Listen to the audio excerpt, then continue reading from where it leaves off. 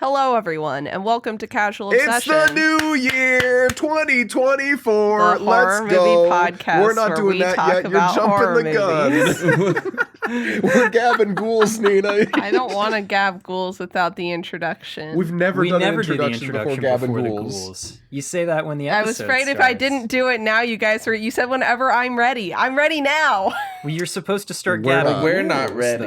though. All right, I see how it is. Control has It's been taken whenever I'm away ready. from Nina. Nina's microphone has been cut. No more Nina is here today. No more Nina. All right, whole chant. Come on. All the fans together now. No more Nina. This There works we go, really well okay. in a podcast medium. Yeah, wherever you are listening to this is this, great. start chanting now to show your displeasure with Nina. We'll hear you. We'll hear you. Hashtag Nina is over party. But you know what's not over? Well, it is. It's 2023. It's over. It's over. And as we come into this 2024, I'd just like to talk about some of the movies that came out last year since we had our historic strike that blocked most of our conversation abilities about them. It's true. It did that. It did do that. So, who saw movies? I saw movies. I've never I watched saw a some. movie in my life. Yeah. Everyone's already Are we- mad at me. Are we So I'm talking gonna- about like our favorite movie of the past year or just like movies in general? I think probably a little bit of a blend of both. Blend of both? A Blend of few both. of your Blend- favorite blend movies of of the both. year, perhaps. Just one or two. Or seven. I think I got 1, 2, 3, 12. Oh, it's at the top of my list. I didn't Oh even my have to God. do a whole bit about it. 12 movies from I've the got- past year? I've got several. It's counting Fall of House Usher, though. That's what a month. Oh, okay. So, it is one a month. That is one a month. It's one a That month. sounds like a pretty damn good year when you put it like that, right? I think so. And- yeah. A good movie that's like, worth recommending every single month. Like that's a good pace. Well, let's Mhm. not get ahead of ourselves. Oh, I don't know no. that Noah said all of them are worth recommending. Oh, that's true. Is that That's right, true. Noah? Are these your That is favorite movies, true. Noah? These are all of my favorite movies Ah, that have ever existed. an exhaustive list. I'm going to let Nina open first because we're expanding the rules a little bit. Yeah. To movies that were released technically on the film festival circuit last year, but we saw them in theater this year. The count long-standing those. stance of this podcast has been theatrical release is real release if the movie has one. Mm-hmm. Yeah. Like for dating the movie, we'll use Yeah. the film fest release, but when we're talking about when it was truly released in our heart, Or on Shudder or You whatever. keep saying if it like I that. saw it in the theater, that's when it counts. That's what Nina said. This is at what least. all I, on the movie other hand, trailers in am a 2021 paradigm taught of me. Is it only law. really counts when it's in the theater.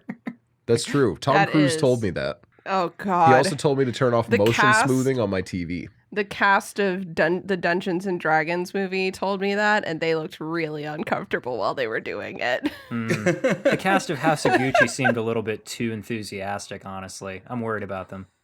I am worried about them too. They were all told that as soon as they said it, they didn't have to hang out with what's his nuts anymore. So they were really excited. Jared Leto. That's the guy. Yeah. Anyway, there are a couple movies that got theatrical releases in the States this year that were technically released in 2022. But those two movies are pretty much my favorite movies especially horror movies of this year. So they get to be talked about now. Those movies are Skinamarink and Talk to Me. Hell yeah. I really, really enjoy both of them for completely different reasons. Talk to Me is a really solid, like, classic, like, it feels like a 2010s, like, horror movie. Yeah, in a it's- lot of ways. You just sub out the hand for a Ouija board, and it's the new Ouija movie. Yeah, but it's Yeah. good. It's actually good, yeah, Um, is the thing. It's good. Sorry, Mike Flanagan. He knew what he was It doing. has a really fun kind of conversation to be had about like some pretty obvious like addiction metaphors and grief stuff. It has some effortless non-binary representation and some of my favorite that I saw in media this year. Hell yeah. And it also just has a really fun possession sequence and that you've definitely heard the song from because it went viral on TikTok for a good reason. It slaps and it plays really well with the scene. Skinamarink, definitely different. I really liked it because I was tipsy in the theater when I saw it. I was really invested. And I think that it should live in my memory the way that I saw it the first time. I don't think I'm ever gonna. I'm not gonna watch it again for a long time. And then my favorite, but neither of those are my favorite movie of the year. My favorite movie of the year is Spider-Man Across the Spider-Verse, but that's not a horror movie. Right. So I can't talk about it more than just saying I don't it was know. my The favorite. spot was super scary. He was, He and Daniel was. Pemberton's music Always. absolutely killed to Fucking kind of drive that always. home. But yeah, not a horror movie, but do watch it. I'd like to point out Insidious: The Red Door. Yeah. Dark horse contender for good movie of 2023, but Couldn't have predicted it. no, and it's in my top 12, obviously, because you know, but it's easily the best Insidious movie we've gotten in a long time. Some people have tried to tell me that Insidious: The Last Key was like okay. Was it? But Insidious 3 was so bad that I was ready to drop the entire franchise for the rest of my life. It really was. It was Um, not good. Insidious: The Red Door has me kind of excited for it again. It was actually really pretty good. The nice thing about the franchise being as old as it is when they brought back Ty Simpkins to reprise his role, he's just naturally older, so we don't have to recast him as somebody new. Who is that? He's Patrick Wilson's kid in the first one who's possessed. Oh, okay. You may remember him from his great performance of lying on the bed, comatose for about an hour and a half. He did real good with that. Mm-hmm. But yeah, Insidious: The Red Door was a lot of fun, if we're being completely honest here. I didn't expect it to be good, and it actually left me wanting a little bit more, which I would never have expected. How about that? Do you know Insidious: The Red Door's rating on Rotten Tomatoes? Oh, it's got to be... And I think this is critics' rating. Sure. You know, I was going to say, I think I'm going to say like in the 60s, maybe low 70s. 37%. Ooh. That actually also makes a lot of sense. Okay. All right. You're like, nothing surprises me.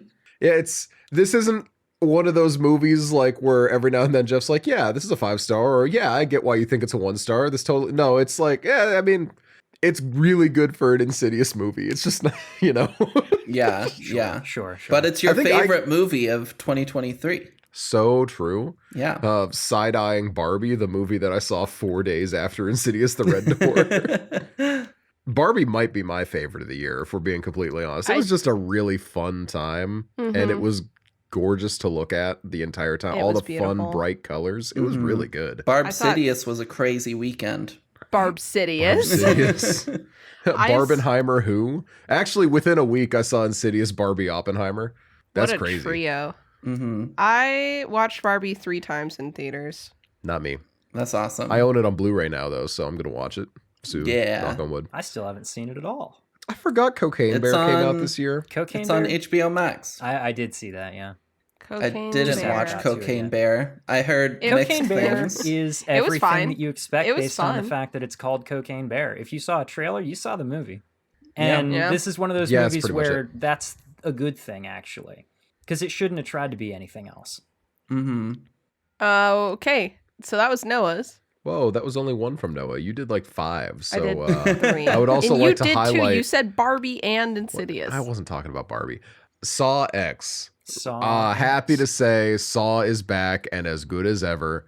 Not better better. than ever. as According much to as you As can say good. that. critics New Saw say movies it's are better meeting than ever. par. The critical reception to Saw X is the best reception a Saw movie has gotten literally ever. Woo. I want to say it was actually in the 70s or 80s on Rotten Tomatoes when it came out. Oh. Unlike there was another movie that came out at like the same time that was tanking, and Saw was up here like with actual decent critical reception. Not good, but decent. Rotten Tomatoes is but- giving it 80% right now, Saw X. Woo! Saw sweep. Let's go. Saw X is a very nice entry into the franchise. Very, very happy with it. They're making another one next year. We're back on a roll of Hell yearly yeah. Saw. We are so back. It's 2005 again. Let's go. I don't know. There's a lot of good stuff this year, though. And a lot of middling stuff. Nina will scoff and spit on The Last Voyage of the Demeter, and I think And I will. I will. 99%. You mean Oscar-nominated Last Voyage awesome. of the Demeter? Yeah, that's a bummer. No, it's not. No, it's not. I am going to hold fast. Having a horror movie nominated That for is Best very good. Makeup is good. I don't like care that. what movie it is. I'm very happy. The movie is like 60% good. Unfortunately, the 40% that's not good is sprinkled throughout and then about 20% at the end. Yeah. And that's the bummer. Yeah. It's fine. Stephen King said it scared the shit out of him. Stephen King's a big Wow. fat paid off liar. Rotten Tomatoes Also, he said that- is giving it 49% currently. It's higher That's than what I'm saying. Insidious The Red Door. is. Also, worth noting, Stephen King gave his big promotion of Last Voyage of the Demeter during the writer's strike when He did. everyone else was shutting their mouth about it. So, kind of sucks, buddy. Listen, not to be rude, Scabby not King. to be rude to someone that I love, but so did Del Toro's. Yeah, he did, but, Yeah. you know.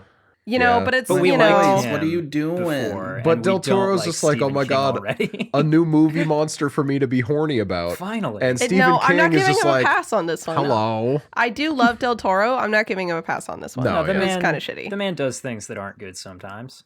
Yeah, everyone does. But that's all I got. That's all Noah's There's got. a lot of good movies this year. It's Yeah, let's not even talking about VHS 85. VHS 85 was really fun too. VHS 85 was fun as hell. I can go next. Okay. Let's do To it. highlight a few movies, one of which was probably my favorite movie of the last year, which I can't definitively say because I forget. I don't have a letterbox or anything, so I don't really Right. track what movies I watch. I have one and I don't use it, so same problem. Yeah. I'm looking so over Noah's shoulder, so I Googled like horror movies 2023 and just was That's looking exactly through a what I list did. and being like, which of these did I watch? So I just want to shout out Yeah. one movie, well, two movies, but the first movie, I think recently I've really just learned how much I enjoy like found footage horror done well. Yeah. And I've mentioned this on the podcast before, but Hell House LLC Origins that came out on Shudder in like October is really well done, and I really enjoyed it. Yeah. And if you like good found footage horror, you should check it out. It's definitely in the weekend. the Hell House series has had a couple of like misses for its sequels, but this one kind of is bringing it back on track to what the first one was and like the quality and everything. And Nice. I love the first one. there's some cool spoopy parts, and I had a lot of fun with it. And I think like the more I've sat with it, the more I've enjoyed it over time. Oh, cool. And I would like to rewatch it again sometime soon. My second What's that? shout A out, podcast viewing in the future? Near Oh. future, even? perhaps. We haven't talked about that, so I don't know. haven't. But Perhaps is the true answer. the other movie I want to shout out, is this a good movie? Maybe not. It's up in the air. It's very subjective. But coming off of the tail of the amazing horror year that was 2022 into the slow month of January, where normally we get just a lot of misses Yeah. and like not a lot of very good movies coming out, we got a gem shining underneath the sand that was Megan. Absolutely. And Megan yeah. started the year off right for us horror fans of just being really silly, fun, memeable time. And I love it for that. she was everything and- she could have been. Absolutely. It's very entertaining. It's very silly. What more could you want? Sequels. Um, That's what. Yeah, we're getting one, apparently. And I'm happy. At Matugan? least. And I'm very excited. But my favorite horror movie of the year, and one that Noah I think still needs to watch, is When Evil Lurks. Fuck yes. Fuck yeah. Fuck It's just yes. it's so good. And there's some criticism online about the movie because the main characters are a bit dumb, which they definitely are. I mean, yeah, but It's so good, and the concept is really good, and it grips you, and I loved it. All right. And Jeff. Yeah, When Evil Jeffy. Lurks is a very solid movie. Also, jumping back and seconding Skinamarink because, hot damn, I didn't see it in theaters, but when I watched it at home in the dark, it was the scariest movie I had ever seen, and I cannot discount that. I fucking loved it. Yep, I had no desire to watch it at home in the dark because even in the theater, which was not an ideal experience, Yeah. I had a bad time. Yeah, it's intense. It's a lot of what it is. Now, here's my question. Did you take any breaks during watching it? Because that's what I would be tempted to do, I think. I while watching tried at home. to take my watching of the movie very, very seriously. So I like shut off all of my lights and I made sure to stay at least very sober. And I like really focused and didn't take breaks in the middle of it or anything. And well, except for at the point where I had to pause it because I got jump scared by a noise in my actual kitchen. Mm-hmm. So other than that, though, I watched it just all the way through, didn't give myself a break, and hot damn, it was an intense experience. Yeah. Ooh. I still Um, haven't seen it. So maybe Ooh. I'll watch it in complete darkness with no distractions and let you all know how it goes. I think that is the right way to do it, personally. Godspeed. So Megan has me thinking about other movies that I can't wait to see a sequel from, potentially. The Pope's Exorcist. Oh my god, that's gosh. another one Oh I my missed. God. Tell you what, that movie is stupid as shit, and I want more. I love it. It's just, it's not should like I scary or actually anything, but it's watch just it fun. though? Well, I mean, do you want to watch something that's fun and stupid? It's not going to be Maybe. scary. It's, Yeah. it's just exorcism comedy, Do you want to watch Russell Crowe on a Vespa? You want to watch Russell Crowe just being a real silly that's boy? selling it. That's selling it. Yeah, 'Cause that's the only thing I've seen from the movie is the still of him on a Vespa. if that's enough to have you interested, you're going to like the movie. Hell Because yeah. I swear a full half of the movie is just him being funny, like just being a silly priest. Anyways, though, I'm not talking too much about the Pope's Exorcist. Worth re-emphasizing When Evil Lurks. Loved it. Did any of you guys watch The Angry Black Girl and Her Monster? It's on Shudder. Nope. Mm-mm. No, Highly I haven't even heard of it. Really? Oh my god, I thought you Yeah. would have been all over this thing. Okay. It is a Frankenstein adaptation, obviously, from the title. I don't want to say too much necessarily. I think it's real good. It's obviously kind of low budget, but the ways that it shows up is kind of in ways that I don't mind a low budget showing up. Of course, that's, I'm pretty tolerant to that kind of thing, generally speaking, but like Mm-hmm. I like it a lot. I highly recommend it. It's pretty decently rated on Shudder. It's a tight hour and a half long. Another movie, and this is the one actually that I'm bending the rule for a little bit because this one hit film festivals in 2022 and just didn't get wide released until 2023. It hit Shudder on Mother's Day, I think. It's called Huesera the Bone Woman. It is a Mexican? I've heard that's really Peruvian good. movie. It's, oh my god, it is so good. If When I were I- to pick a favorite from the year, it's like between this and Infinity Pool, probably. Mm-hmm. When I looked up my a list of 2023 movies on Rotten Tomatoes, it had like the best horror movies of the year ranked. Yeah. And that was number 2. And I was like, oh, I should look that up because it was right below When Evil Lurks. And I was What like, was I love that listed? one. Oh, they had When Evil Lurks listed as the best one. Number 1. Yeah, okay. That's a top 2 that I would not have placed myself, but I can get behind it for sure. If I were to pick which I like better, I think I like The Bone Woman better than When Evil Lurks, actually. Mm-hmm. I really, really liked it, though. I think it's a really good story, and it's the first project of the director and co-writer.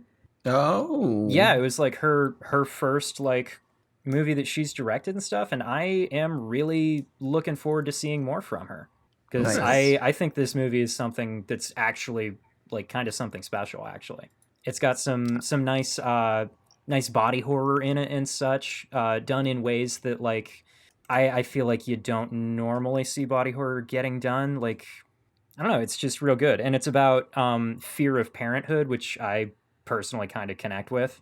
So yeah, just very, that. very good movie. Can't say I enough good am about it. definitely going to check it out then. Yeah. Nice.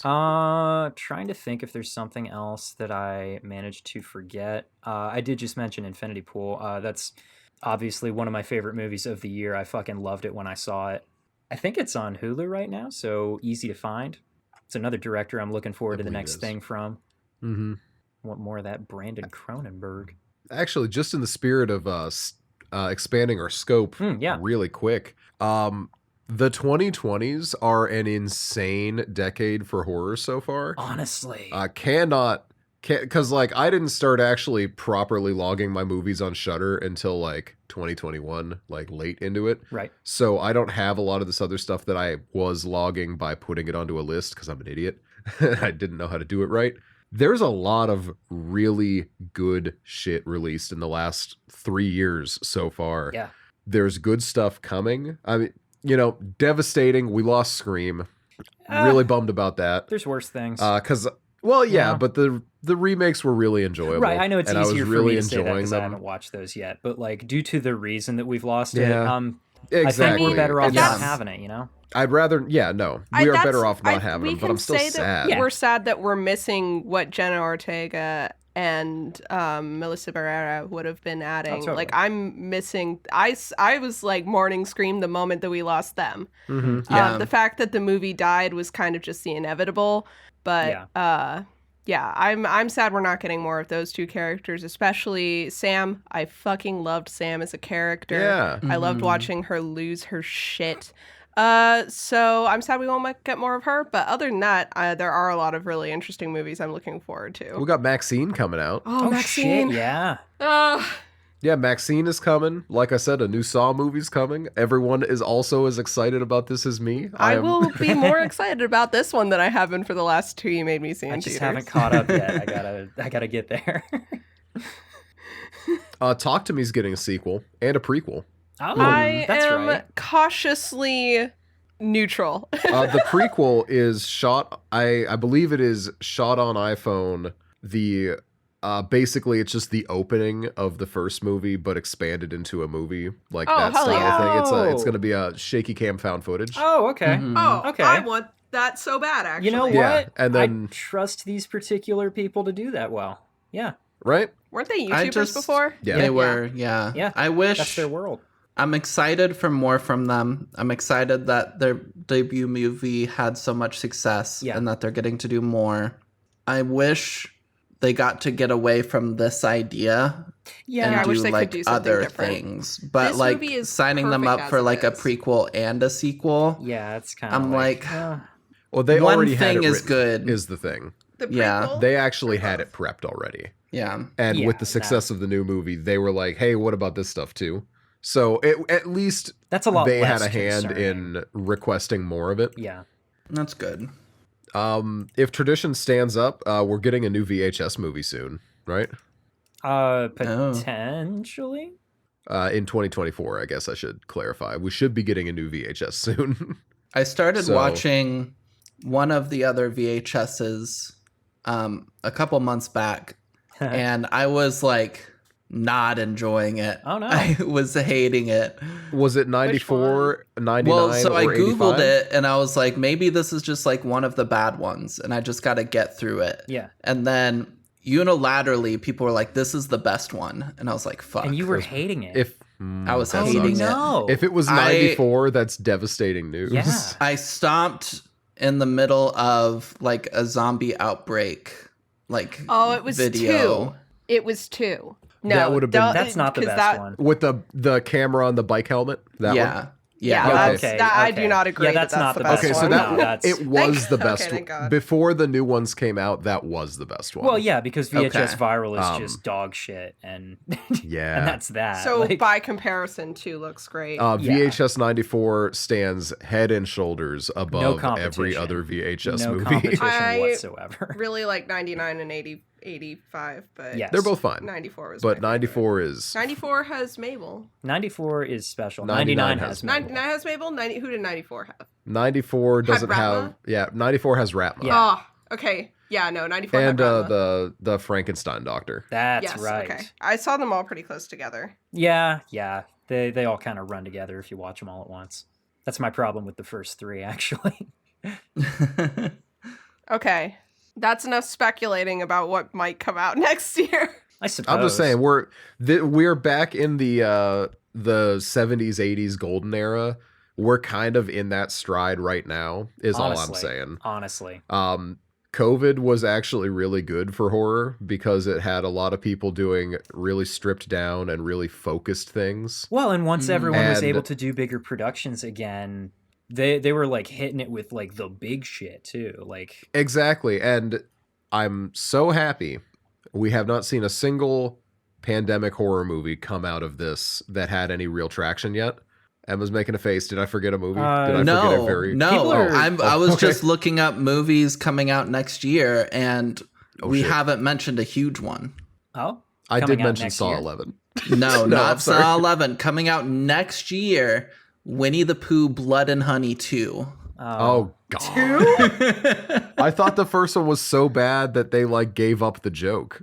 No. No, the director who made They it, his didn't. whole thing is just going around making fast, shitty, cheap horror movies out of just whatever he's allowed to. Yeah, so He's already maybe made, Blood like, and Honey a 2 is million actually of going to them. be okay. I mean, Because I didn't watch the first one. I'm not it's going to not a watch fast, this one shitty cash grab. regardless. Oh, God, that's crazy that he would go out and do it again. What's Mhm. stopping him? Not the law. Yeah, like Oh, we've got a new Alien movie as well. oh boy. Interesting. And Terrifier 3 and Nosferatu. There's a lot of good Nosferatu, stuff. that's the one I'm excited about. That's Eggers right. Nosferatu. Oh, I want to watch Eggers Nosferatu. Yeah, I'll do that. So yeah, when we had a good 3 years already. Next year's looking really good. Yeah. We're back. We have a new golden age dawning, and everyone always says you don't know when the good times were till they're gone. You know now. This Yeah. is the good times. Appreciate them and catch it in theaters while you can. Honestly. If you're able, because holy shit, some of this stuff is really, really good. Also, just low budget shit. You can stretch a budget pretty damn far now that a camera is more affordable than it ever used to be. Oh yeah. Low budget Oh, shit yeah. is having an absolute ball right now if you're willing to just look past a little bit every now and then. Mhm. Tell you what, the amount of really, really good small production stuff that comes out on Shudder just like constantly. Yeah. I don't remember. Did I talk about Bad Things when I watched that on here? I think you did. It's the movie that's kind of it's shooting for like lesbian The Shining. Yeah, you mentioned that. And it's full disclosure, it misses the mark. It's not one of my favorite movies of the year or anything, but like I am glad that I watched it and I am glad that it exists. I don't know if Jeff talked about it on the podcast or if you and I talked about my friend's review of it that she posted on Patreon. Okay. I remember disagreeing with your friend. Okay. Mm. It was a bad take. You'll have to take It that. was not a bad take. It was literally pretty much what Jeff said. Well, I mean, Oh. yeah. It had an awful lot in it that I Wait. liked. It did a good job with its atmosphere and everything. And, you know, like I don't have like major complaints. It just didn't quite hit for me, you know? She had some major complaints, but I will not paraphrase her Sure. without the review in front of me. Maybe I Yeah. agreed with her. I don't remember. I should stop slandering anyone until I get my facts in order. This is my Yeah. official. Where's my ukulele? I need to make my apology. Oh, yeah. You have a ukulele? No, It's only for apologies. I'm an adult. I have a guitar.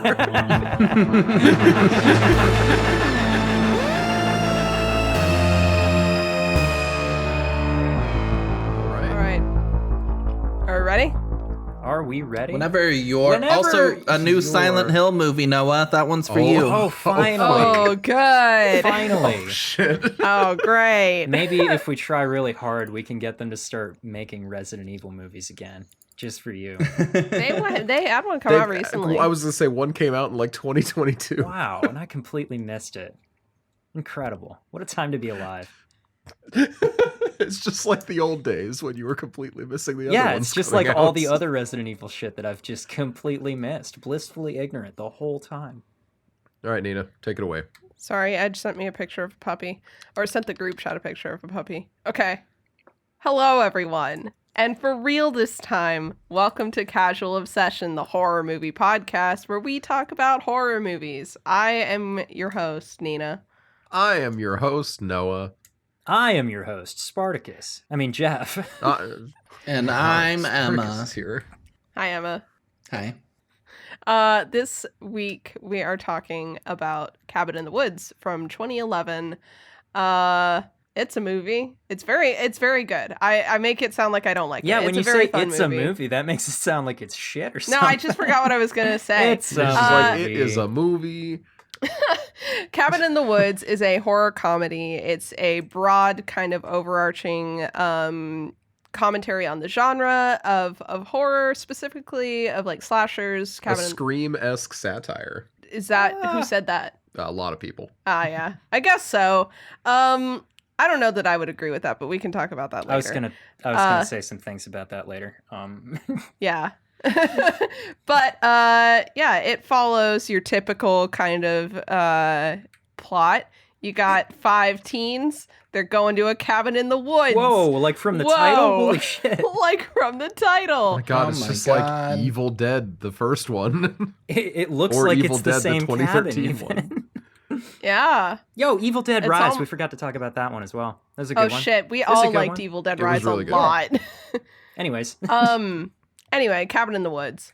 Yeah, that's about what I can say about the movie without kind of going off the rails on what actually happens. Really? So we'll stick with that for now. Noah, what did people think about this movie in 2011? It's time for my ever-expanding section, the critical reception. ooh, how's I it would like to, expanding? before we...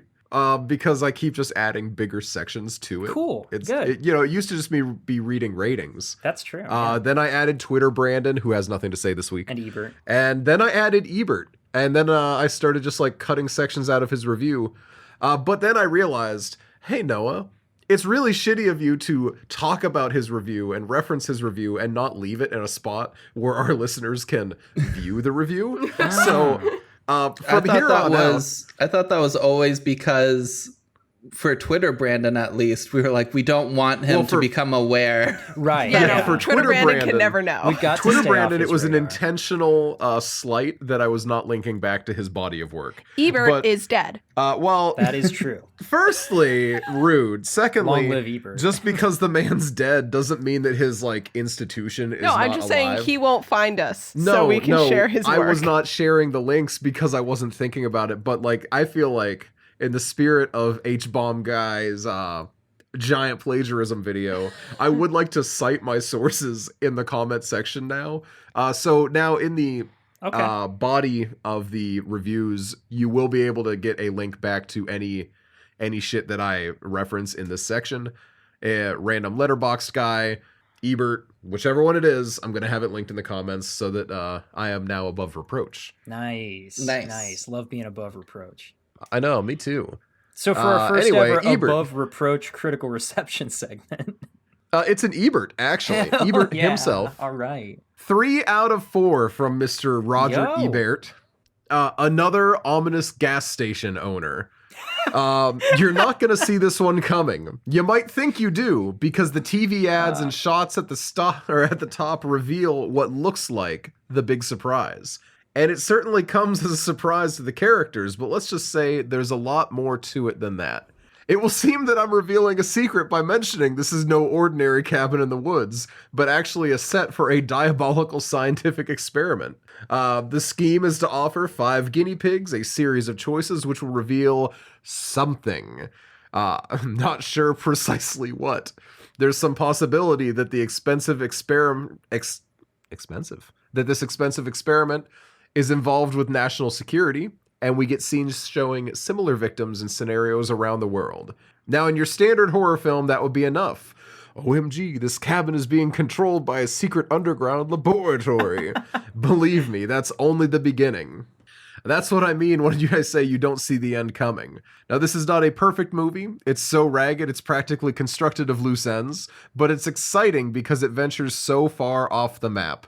One imagines the filmmakers chortling with glee as they devise first one bizarre development, then another in a free-for-all of their imaginations. They probably were They chortling. establish rules only to violate them.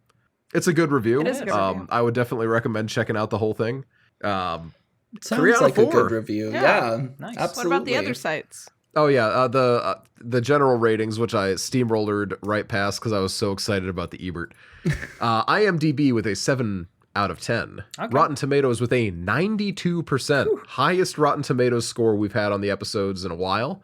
I feel like you've been Metacritic with a saying that a lot 72%. lately, actually, but- No, I've been saying very similar to the last one or something like that. Okay. We haven't hit a 90 in a long time. Yeah. Letterboxd with a 3.4. Most of the rest of these numbers are very comparable to Black Christmas, except for Rotten Tomatoes, because Rotten Tomatoes didn't like Black Christmas. Right. But Black Christmas is old enough that it predates Rotten Tomatoes, so it gets the bump down slasher fatigue numbers, I believe, when it was the originator of it. So, Yeah. whatever.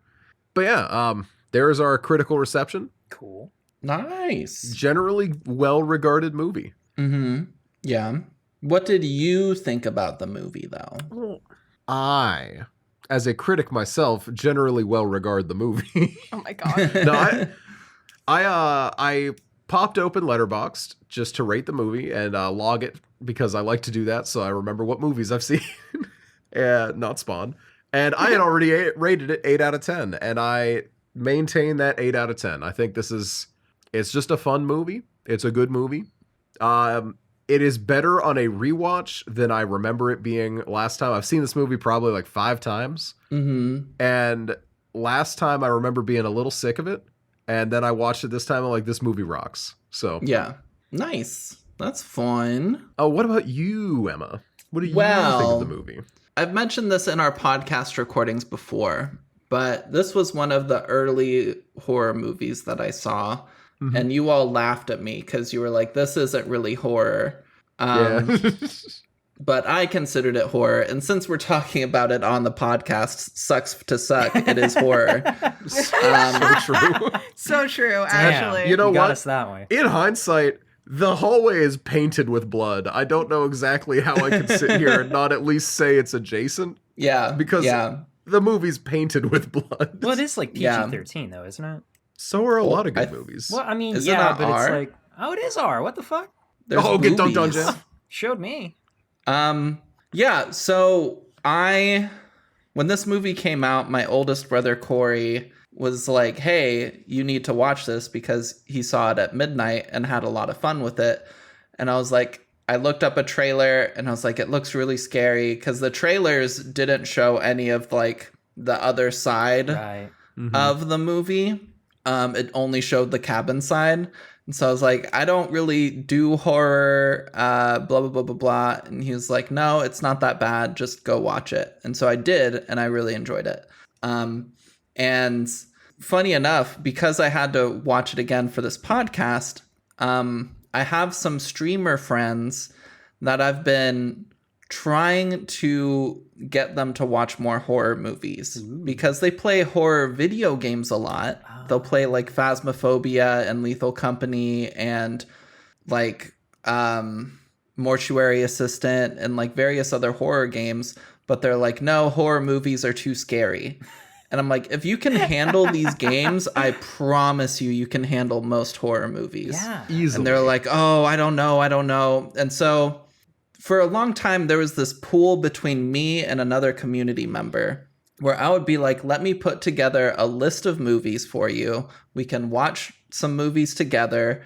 I'll be very careful and we'll just like slowly like ease you into the horror genre to show you it's not as scary as you think it is. Playing and then- Mortuary Assistant is probably scarier than watching most Yeah. movies. Absolutely. And so I was like giving these suggestions, Cabin in the Woods being one of them.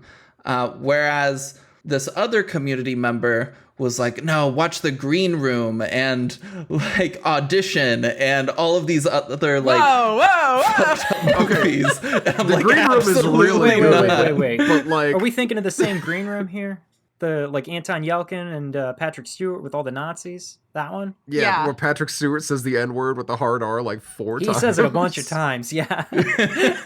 Yeah, I would That not go movie's recommending that one but that's willy-nilly. not one to go like throwing out No. to people. No, I Jesus. kept having to message these people. I was like, do not listen to this other person. These are Also, not Audition? good recommendations. Are you fucking kidding? Like, I haven't seen I've walked Audition, but back it's not my even take- like a good intro to Japanese horror, right? Like, Yeah, I have walked back my take on it being bad ah, because I think it is good, but holy shit, it is not fun to watch if you're Yeah. going in totally blind. Yeah, it That's doesn't. Yeah. What you need to do to ease people into horror is, like I'm always saying, is like give someone a pretty standard story structure and add some horror to it. Yeah. The thing about Audition specifically is partially because it's J-horror and partially because it's an art film. It doesn't have a standard story structure to it not at No. all, Right. but it doesn't have one that's like easy to follow. Yeah. So you're not only dealing with all this like weird body horror, but you're also dealing with a non-standard story structure. Yeah, from what I always hear, Mhm. Takashi Miike's work in general is something that you have to kind of like just be ready on the way into. Yeah. Yes. This 'Cause is like I a think he thing. also did Tetsuo the Iron Man. No, that's Shinya Tsukamoto. Okay. I know Yeah. that his name has been dropped around for a lot of Ichi the Killer. That's the one I was Oh, thinking. I've heard Ichi the Killer's really good. Mhm. But yeah, so I was constantly like, listen to my movie recommendations, Right, not this yeah. other person. But Watch the other the normal person got stuff banned from the first. community. Oh, no. So, Oh, wow. so now it's just me, and I was able to convince them. I was like, "Hey, I've got to watch Cabin in the Woods again for my podcast. Do we want to make a movie night of it?" And so we did. Parentheses. Remember, I'm not banned for being a dirk. Dirk, So we jerk, watched whatever. Cabin in the Woods Thursday night with the streamers and the community, and it went really well, and they really enjoyed it. And they were like Nice. that.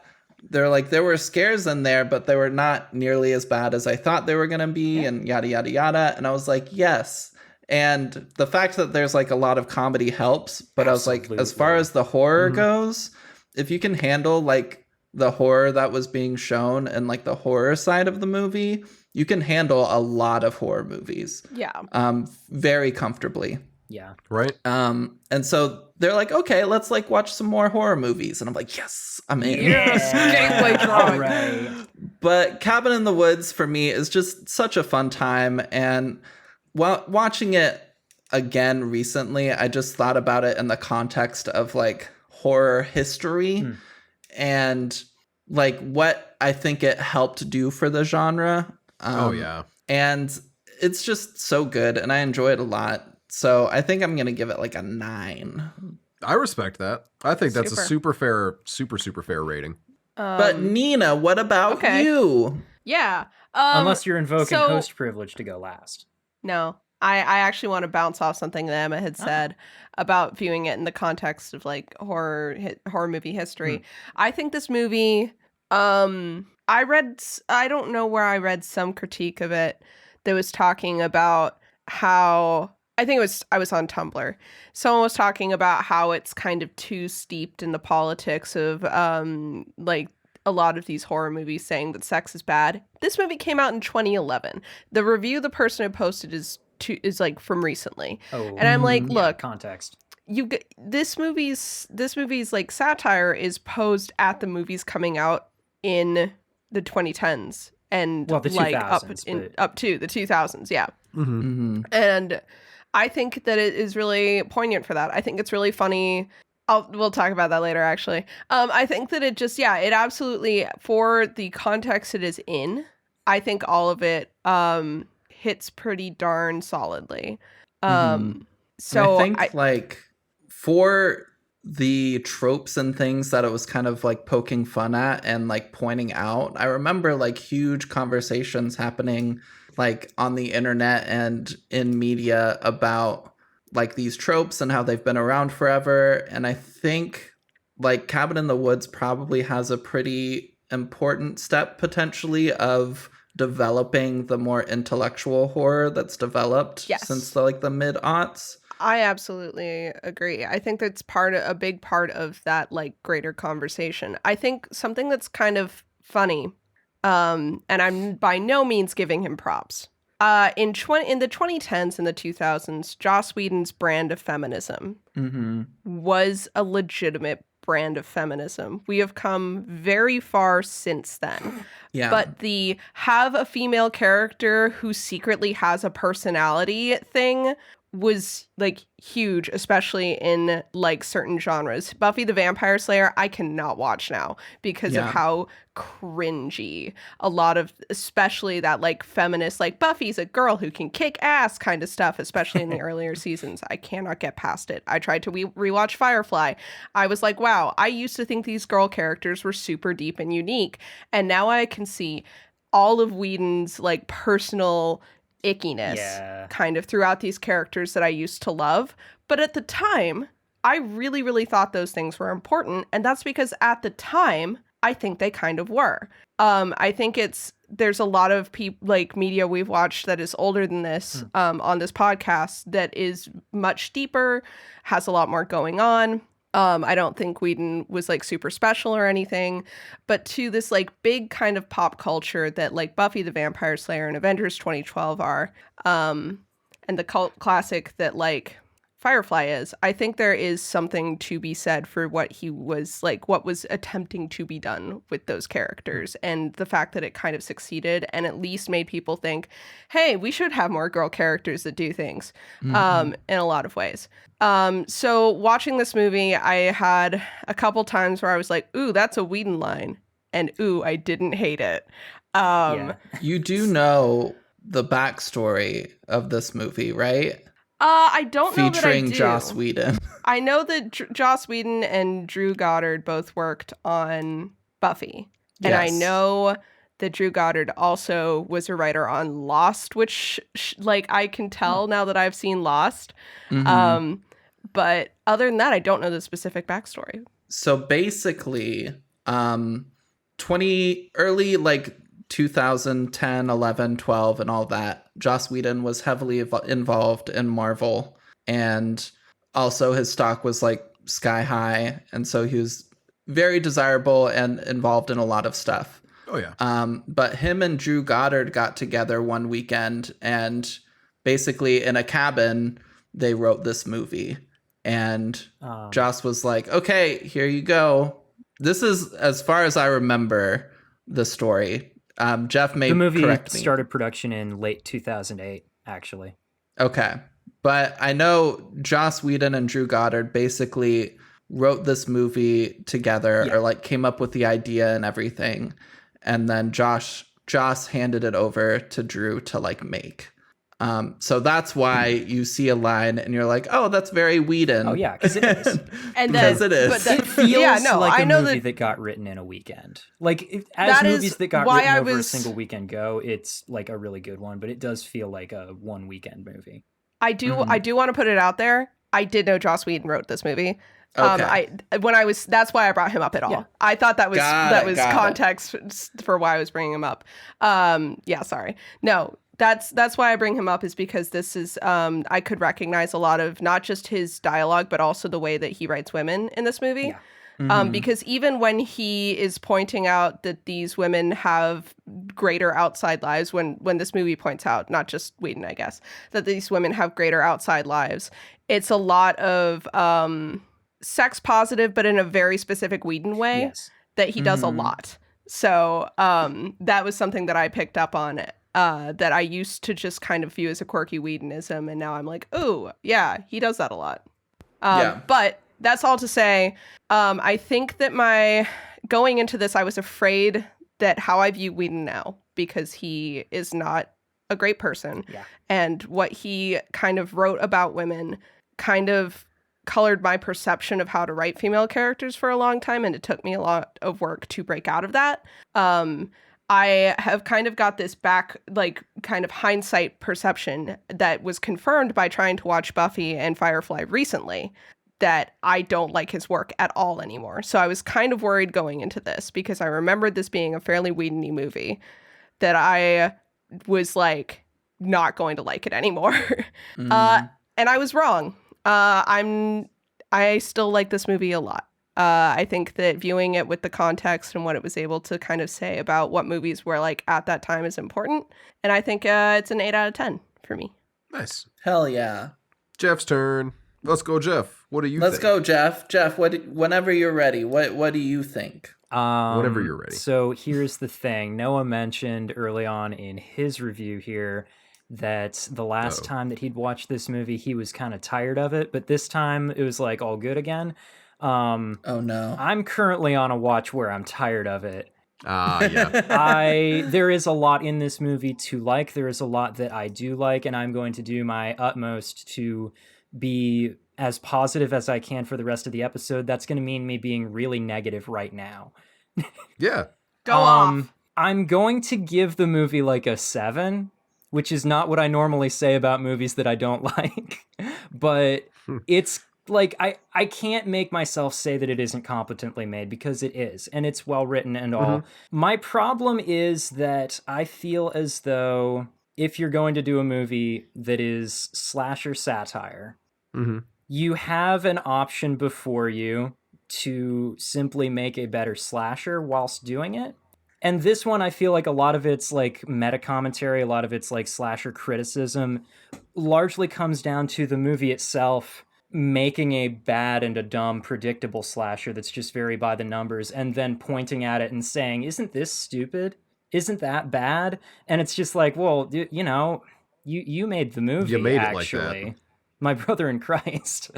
You could have simply made a better movie. And I try not to do comparisons like this, but I'm going to anyway. 15 years prior to this movie coming out, I'm about to gabagool. I watched Scream yesterday with Becca because Becca Oh had never my seen God. Scream before. In 1996, Wes Craven looked at the slasher landscape around him and he said, this sucks. And you know what he did? He made Scream, which is a movie that pokes fun at and criticizes other slashers, while also, you'll note, being a better slasher than any of the movies it's criticizing. My big problem with Cabin in the Woods is it's doing a good job of its whole like commentary thing. It's not being a good slasher. I think the kills are all a little uninspired, and that's the most mean that I will be to it, I think. Because, like, you know, at least one of these kills, the only problem is they don't let us look at it. Yeah. But I don't think any of the kills in this are super remarkable, and I feel like if you're going to make a slasher criticism, you should be doing it better, you know? Rather than doing the same thing as everything that you're criticizing and then just pointing and saying that's no good. I don't know. It annoys me. It's a movie that's well done and does what it's doing pretty well, but it makes me angry. I don't know. I think that part of the like criticism the movie's doing by focusing on voyeurism kind of necessitates pulling away from, but also could necessitate pushing in on the kills.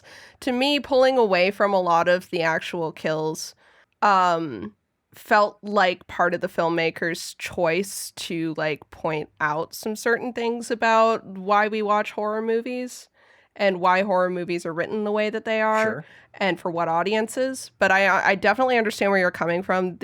There is one fun, memorable kill in this movie. It's Chris Hemsworth. It's Chris Hemsworth, yes. That one's really It's good. a really good kill. That's my favorite kill in the movie because it's the one that actually does what it's supposed to do really well, right? And we don't even necessarily hold on it or anything, or like we watch the body and everything, but like we don't necessarily like do the thing they do with Brad Pitt in the Deadpool 2 movie where it's like or anything. And I think that if they'd just been, because it's clear they were excited to do that one because they foreshadow it earlier in the movie. I do kind of wish that kind of creativity had been put towards the others. Yeah. Emma, you had your hand up. No, we're good. Oh, also the kill, I think the kills for the teens are not held on very long. Kills later in the movie, like at the end, get a lot more attention. A bit, but at that point it's kind of just become a gag. Yeah. So I guess I don't perceive it the same way then. That's fair. I have thoughts on this, but I would love to talk about it in more depth. Right, yeah, when we're in the spoiler section. Zone. Yeah. Yeah. With all of that said, I'd like to reiterate there is a lot in this movie that I think it does really well. It just also makes me angry while it's doing it. That's all. I would like to reiterate Jeff hates fun. That is actually documented as true. Yeah. Jeff's never liked a fun movie. That's why Jeff's first movie was The Black Coat's Daughter. Yeah, and that's why I was talking about Skinamarink earlier. Just come up, hello, I'm Jeff. I hate fun. We know. I like shit that's hard to watch. That's okay. But I as also far like as shit that's things hard to being watch. hard to watch, This isn't. What content warnings do we have? We have got an on-screen suicide. Yes, we do. have By that. which I mean, in the Mhm. movie, it's on a screen. That is also true. That's true. Yeah. There- There's a lot of violence. There's a lot of And violence A and pretty gore. significant Yeah, amount of the violence. the world is painted red at the end of the movie. The last like 15 minutes, It's a lot of blood. everywhere. It's a lot of CGI blood. And a lot of real blood. Um, Well, fake blood, you know. Real there's- fake blood. I got government manipulation on here. Sure. Oh 'cause yeah, I, the conspiracy I don't- theory stuff. I don't know. That's not something for me, but I can see I some could see people it being being like something. tweaked out about it. We got a little, I would little say, stab and cut like, and whatnot. yeah, the You classics. gotta watch out for Mhm. that. I'd say there's some sexual discomfort. There's some kind of the whole movie's a commentary on voyeurism, so they do Yeah. some voyeurism stuff in the movie itself. But there's also just some like the movie is pointing out that it's uncomfortable, but there are some uncomfortable scenes. It feels as though Um, Joss Whedon just walks out and winks at the camera at a couple of points. Yeah, they're like, wouldn't it be wild if we did this thing? Haha. and then they do it. unless- And it's like, wouldn't it be wild and uncomfortable? And then they actually just show it happening. And I'm Yeah. like, okay. I get it, but okay. And this is partially what I I'm think talking about, where that's- the movie does the bad thing and then just points and says, "Look at that, huh?" I agree specifically on like the wolf count. Like you did whoop-de fucking do. Oh yeah. Whoop-de fucking do, you did Like, that. yeah, okay. You whoa. It's so cool how We did you just know watch that women are happen. people, Yeah. but then you decided to make a woman do that anyway. I totally believe you when you say that you think women are people, Joss Also, Whedon. I'm gonna have more to say Anyway. about that specific scene when we get to it. Me too. Okay. I think that's it for content warnings. So that's not. It is again. It is an interesting like introduction to horror. There's some interesting character designs and body horror in those character designs. So I guess I'll throw that out there There's a bit of too. that. But mostly this movie kind of relies on things you've already seen in other horror movies. And like really popular ones. So if you're comfortable with most of the big slashers, you're comfortable with this one. Okie dokie. But how scary is this movie though? Not super scary. That's what I was thinking. Now, Emma, I'd like to hear from the people you made watch the movie. Actually, yeah. What did they think of the movie? Were they scared? Okay, we can do this. So preliminary. Preliminarily? Yeah, that's not the word. Preliminary. In the prelims. In the prelims, while I'm waiting to hear back from them, I would say this is a great like starter horror movie. And if you're like familiar with horror tropes, which I feel like you become very familiar with horror tropes through osmosis of American media. To a degree. Because I had never watched horror movies and I didn't know a whole lot when I first saw Right. this, and I still really enjoyed it. And I understood the points it was making. Okay. So I would say it's like, as far as scare level, it's a good like starter horror movie. And I'll give it Certainly. like a 2, 1.5. or Yeah, 2. 1.5 sounds better. Yeah. The movie's not scary. I mean, it's playing I on was the saying, fact let's that you not know be already excessive what's here. going on, and like, Yeah, I just don't want to say 1 because I'll give 1s to movies that like aren't scary at all a lot of times. sure. Mhm. And there's a lot of horror that doesn't rely on like outright scares True. Um, Very true. and things like that. And I'll just be like, it's 1, it's not scary. But this does try to have like some scares. Yeah. And so like 1.5, it tries. But it's not very scary. But I'll message my friends and see what they say. All right. Well, I'm looking forward to hearing from them. I'm looking forward I'll to go- hearing the spoiler synopsis of this movie. Yeah, I'm going to go ahead and jump into the spoiler synopsis, which is me reading from Wikipedia. Woo! Wikipedia. I say wiki, you say pedia. Wiki. Wikipedia. So- Oh, they want $5 because you said Wikipedia. Damn. So get Oh, on don't that. be mean. They need that for real, though. Okay. So the movie opens up. There's a reason that like Ebert will say things about like it's not a spoiler for me to say what sounds like a huge spoiler. That's because the movie opens in this laboratory underground with these two men, older-ish men, Gary Sitterson and Steve Hadley. Their names They are talk Gary about and Steve. Ah. yeah. Aw. They are our like in-world Statler and Waldorf for the shenanigans that we see these teens going through. They just have a running commentary the whole time, and I love them dearly. They discuss a mysterious ritual and also the fact that Hadley's wife, they're trying to get pregnant, and Hadley's wife has been childproofing the whole house by putting childproof locks on everything. Oh yeah, it's those and little, it's pissing Hadley like off. snag tabs that like catch the Yeah. drawer when you try to open it. You gotta like close it a Yeah, little and then you bit gotta and push him it down. and yeah, he can't figure Yeah. out how to navigate one because he's apparently not smarter than a toddler. God, I He says love it takes him He's- 20 minutes Hey. to get a beer. The poor man needs to get his beers. It takes him Hadley is 20 my minutes to favorite open the character. fucking fridge. He's had too many at this point. Hadley says that he feels like prepping for a kid to this level is jinxing them and they are not going to get pregnant. They discuss this ritual after getting their coffee, walk into the control room, and talk about how a similar operation to what they're doing in Stockholm just failed, leaving only their operation and Japan's to do this ritual, and that Japan has a perfect record. It seems like America does not as much. They discuss fuck-ups in the they're past number later two. They on. say they're number 2. They only Yeah. had. They're Yeah, I doing their believe he said darndest. they only had one major In 98, since they say. 98. I want to know what movie did so badly in 98 that they're shitting on it here. I'll try and find it. Please I- do. It had something to do with chemicals, is what he said. So I'm wondering if it's something like that. I wonder.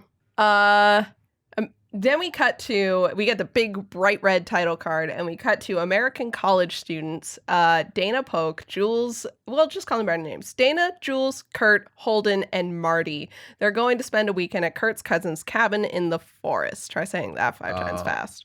Urban Legend Love came out Marty. in 1998. Yeah, that can't No.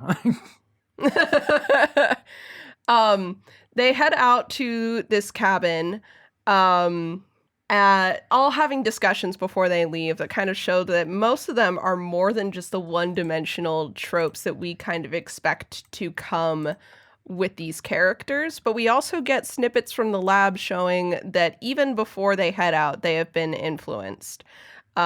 Just a bit. On their way to the cabin, they stop at a gas station and meet this mysterious man who tells them that the Buckner place up in the woods doesn't get sold or whatever. Hey, put some respect on Mordecai the Harbinger's Mordecai name. the Harbinger.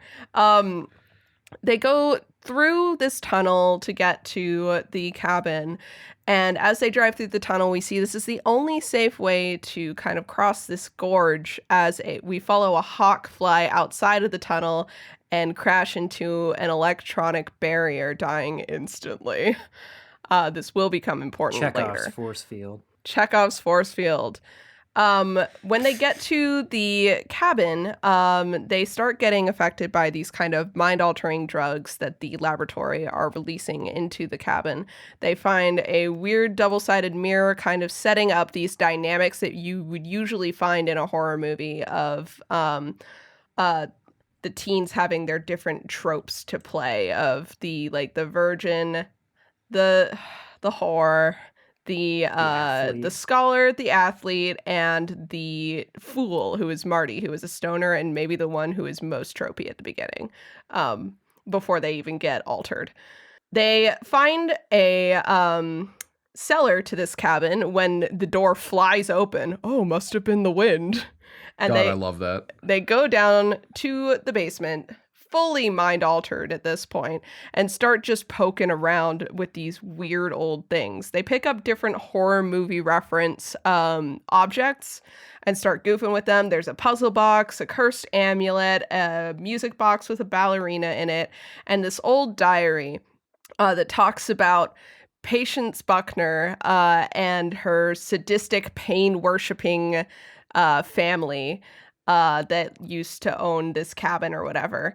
Dana reads this Latin in this diary out loud and summons the zombified Buckner family, starting the ritual for realsies. With some interference from Hadley, because things aren't going quite as smoothly as they'd like to, Kurt and Jules start to get it on outside when they are attacked by the zombies, and Jules is decapitated. Marty, as they kind of find out about these zombies and are running around the house, finds a camera in his room, which causes the laboratory people to start to panic and want to release chemicals, but luckily one of the zombies shows up and drags Marty out. The lab workers learn that the right in Japan has failed, so the Americans are the last hope for humanity. The surviving teens, who are now Kurt, Holden, and Dana, as Marty's been stabbed by a zombie and dragged into the woods, try to escape in the RV. They get to the tunnel, which was supposed to be blocked already, but is not, and the tunnel collapse is triggered while they're still inside it, and they barely escape. Now trapped outside of the tunnel and looking at the gorge, Kurt's like, I can totally jump this with my dirt bike. And everyone else is like, yeah, you can totally jump this with your dirt bike.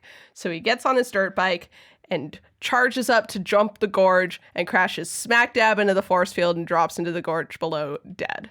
Best death for me in this movie. It's a good death. Dana and Holden decide to try and GTFO some other way and start driving back towards the cabin, but by now Dana has kind of figured out, based on the force field, that Marty was right. Something fucky is going on here beyond their control. She doesn't think there's any way for them to get out. As they're driving and they're talking, Holden gets stabbed in the neck by one of the other zombies. And they crash into the lake, and it seems like Holden's dead. Dana survived. Movie over. Slasher movie over. The ritual has succeeded. The final girl has survived. They're popping champagne in the laboratory. Everyone's having a great time until the people who were supposed to collapse the tunnel reveal that they really did not get any notification to do that. In fact, they were told not to do it from someone upstairs. That's because Marty isn't fucking dead. Marty has found this, under the graves of these zombies, this kind of control panel for all the shit the laboratory's been doing. Dana is able to find Marty. Marty actually comes and saves her. My bad. Sorry, Marty. You have agency. Marty comes and saves Dana. And the two of them run to this control panel area and find an elevator. And Marty says he can get it to go down. Dana says, do we want to go down? And Marty's like, where else are we gonna go? So they get into the elevator. So true, Marty. And they send it down while the laboratory starts to freak the fuck out because Marty needs to die for this ritual to work. They start descending, and as they drop in this glass box, they begin to encounter a bunch of different horror movie monsters in their own glass elevator boxes. We see a Pinhead kind of reference with this guy with his little puzzle ball and saw sticking out of his head. We see a werewolf, this wraith thing, this ballerina with a tooth face. Very cool. And a Left 4 Dead zombie. Yeah, we zoom out and we see all of these different references in these glass boxes as Dana freaks out and screams, as she should. She's having a bad day. A bad one, yeah. So is Marty, but he's kind of nonverbal at this point, apart from to say, oh shit, oh fuck. Yeah, he had to dismember that guy with a trowel.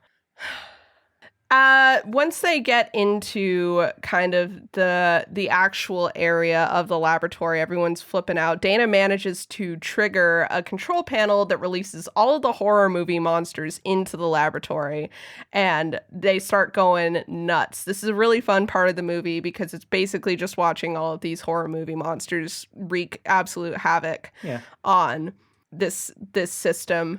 Hadley's been consistently talking about how it's so boring that we've got zombies and stuff, and why can't I see a merman? That would be really cool to see a merman kill people. And he gets murked by a merman, obviously. Merkman. Merkman. man. During all of this, Dana and Marty are able to make it down to this kind of creepy cylindrical room that has this kind of platform surrounded by this pit. Marty looks over the edge of the pit and can see something is down there moving. They manage to kill one of Sitterson. Hadley's dead by Merman, but Sitterson gets stabbed by Dana, and his last words to her are to kill Marty, which is a really weird thing for you to say in your dying breaths unless you have conviction. Dana clearly picks up on this. She has a gun that Marty himself handed her, and as they're kind of trying to figure out what goes on, Sigourney Weaver walks out and is like, "Hey guys, so we had to do this ritual or the ancient gods are going to rise up and kill everyone, and Marty has to die. Or he's going to die anyway, but so is everyone else in the world." And Dana's like, "Oh, that sounds totally reasonable. I'm going to try and kill Marty." And then a werewolf charges out of nowhere and attacks her. There's a bit of a standoff. Marty is able to take down the werewolf and eventually the director with the help of one of the zombies from before. And then Dana and Marty are like, well, that's the end of the world then. They decide that they're not gonna kill Marty to save humanity. They smoke a joint together, and the old gods emerge, and Hand smashes through the cabin in a really cool final shot, and that's the end. Yay! I watched a behind-the-scenes video once on how they did the hand smashing up, Oh yeah. and it was really neat. Yeah, it was just because it's all CG except for the dirt. Some of the dirt is real. They had That's a guy so punch specific. through a table with a model house on it. Yeah, okay. That just has a bunch of dirt on it, so they could get like dirt trajectory, and they layered that in with the rest of their CG effects. Yeah, all right. I ended up not reading the Wikipedia article, by the way, because the Wikipedia article does not talk about anything that happens. This seems like the kind Oh. of movie that the Wikipedia synopsis probably wouldn't handle very well. Speaking of the Wikipedia synopsis, it mentioned my good boy Mordecai the Harbinger, and I would like to talk for a second with you all It didn't about mention Mordecai the Harbinger at all. No. Nina I mentioned imagine Mordecai it the would. Harbinger. I did. Which is wild, because he's actually a really important part of the movie Honestly. in the system of things. Yeah. But I really loved in the movie, and this is like a wonderful, wonderful example of the guys back at the lab thinking they have this whole thing locked down really clean and easy, and it's a guaranteed win. Because he literally says, the fool almost ruined it for everyone. He gives them the heads up that Marty is not playing by the system, and that should not be a possibility with how they dosed his weed. Because they talk at one point, everyone has been dosed in some way to get them ready. Our one character, when she got her hair dyed blonde, they put extra chemicals into her fucking brain or whatever to make her dumber. Everyone else, it's like the alcohol has been dosed and stuff like that. But for Marty, they dosed all his weed. Or so And they thought. They couldn't find all of it because Marty's just that good of a stoner that he hid his weed too good and had clean weed. I love that their So- mistake is just they underestimated the amount of weed that he had. Yeah, right? And if they were not so busy laughing at Mordecai for taking his job very seriously, because he breaks character when he's like, wait, am I on speakerphone? I don't know who's there. Yeah. This is really awkward. Don't do that to me. I can hear the echo. And then he slips back into his Harbinger persona where he's talking about how the darkness in the heart of man will bring the tide of the great dark ones or whatever, his whole like spiel. And I think it's really funny how they could have gotten their heads up that this was not going to work if they had just actually listened to the man. Yeah. Yeah, true. It's a good point. Yeah. It's a good point. Also, something that kind of gets mentioned like as a throwaway thing, the one lady from the chem department says that because his weed wasn't treated, it like immunizes him to all of their other shit. Why Mhm. is that? Which is so funny. Why is it that weed How makes is you that? immune to Science, everything? Jeff. Like, well, I better. Jeff, It's clearly you're not a science. good enough stoner, or else you would know how weed I mean, Yeah. immunizes clearly, you I to gotta everything. just try harder here. So we normally talk about, or Jeff likes to have us try to talk about when we do slasher movies, our favorite kills. But I feel like there's a better topic at hand in this movie where we can say, what's your favorite knockoff monster? That's a better game to play with this particular one. I Yeah. love the Japanese business people in white masks. God, they're so creepy. They're so cool. Their whole thing, like you just watch them walk out all like just dead silent, and then you just see them tying people up in an office area and dousing them in gasoline, and that's their whole thing. Yeah. They might the be my scariest favorite. ones for me. For sure. Nina like sat up when I asked this question. I like They were knockoff ready. Pinhead. All I have to say is I like knockoff Pinhead very much. I his think design he's a goes better hard. He's Pinhead. really good. He's a better Pinhead than the Pinhead from Inferno was. He just That's because he shut the fuck up he shut like the Pinhead fuck should. up. He Pinhead should watches. stand there, say big things, and then not talk. Yeah, I liked the cut that we got of them totally just like sequestering themselves off with one guy and torturing him. That's so valid. absolutely. Yeah. I love the yeah. scene with fake Pinhead where they're in the box and Pinhead is like watching them and they're like realizing everything that's going on and that like they were forced to choose what was going to kill them. And as main character girl, whose name I forget, is freaking out. Dana. As Dana's like freaking out and like banging against the glass and everything and screaming, we just get the shot or like a few shots of fake Pinhead just standing there like very cold and stoic, and they've got like these big black contacts in and you just see like the eyes like tracking her constantly Yeah. and it's like so creepy and cool and I like it. Yeah, whoever it's that is really cool. playing knockoff Pinhead is doing a really good job. Doing a really good job. I also my honorable mention really like the little bat that crashes through the window. Oh yeah. I think he's pretty cute. pretty buddy. Nina, known sucker for anything that's bat shaped. Yeah, and he has another thing that I love, which is a mouth that opens at weird angles. Oh yeah, he's got that like Yeah, double little jaw mandibles. thing, Yeah. yeah, Yeah. I love a mandible jaw. 10 out of 10. So good. Jeff, what about you? I like a few of them. There's this one, just like hazard yellow robot with buzzsaws just sticking off him all Yeah, over the Oh, place. I love I think that Buzzsaw guy's Louie. pretty fun. He's great. Honorable mention also though to the unicorn, of course. Of course. I mean, for how do you sure. not love the Yeah. unicorn? We get to see him stab some guy up against a wall and everything. Like he's just great. Yeah. Yeah. The werewolf looks I- practical, and I think that's very nice. A lot of these monsters are Yeah, CG, it's and nice. the werewolf looks like he's just a suit. Yeah, for sure. I'm gonna name two. Yeah.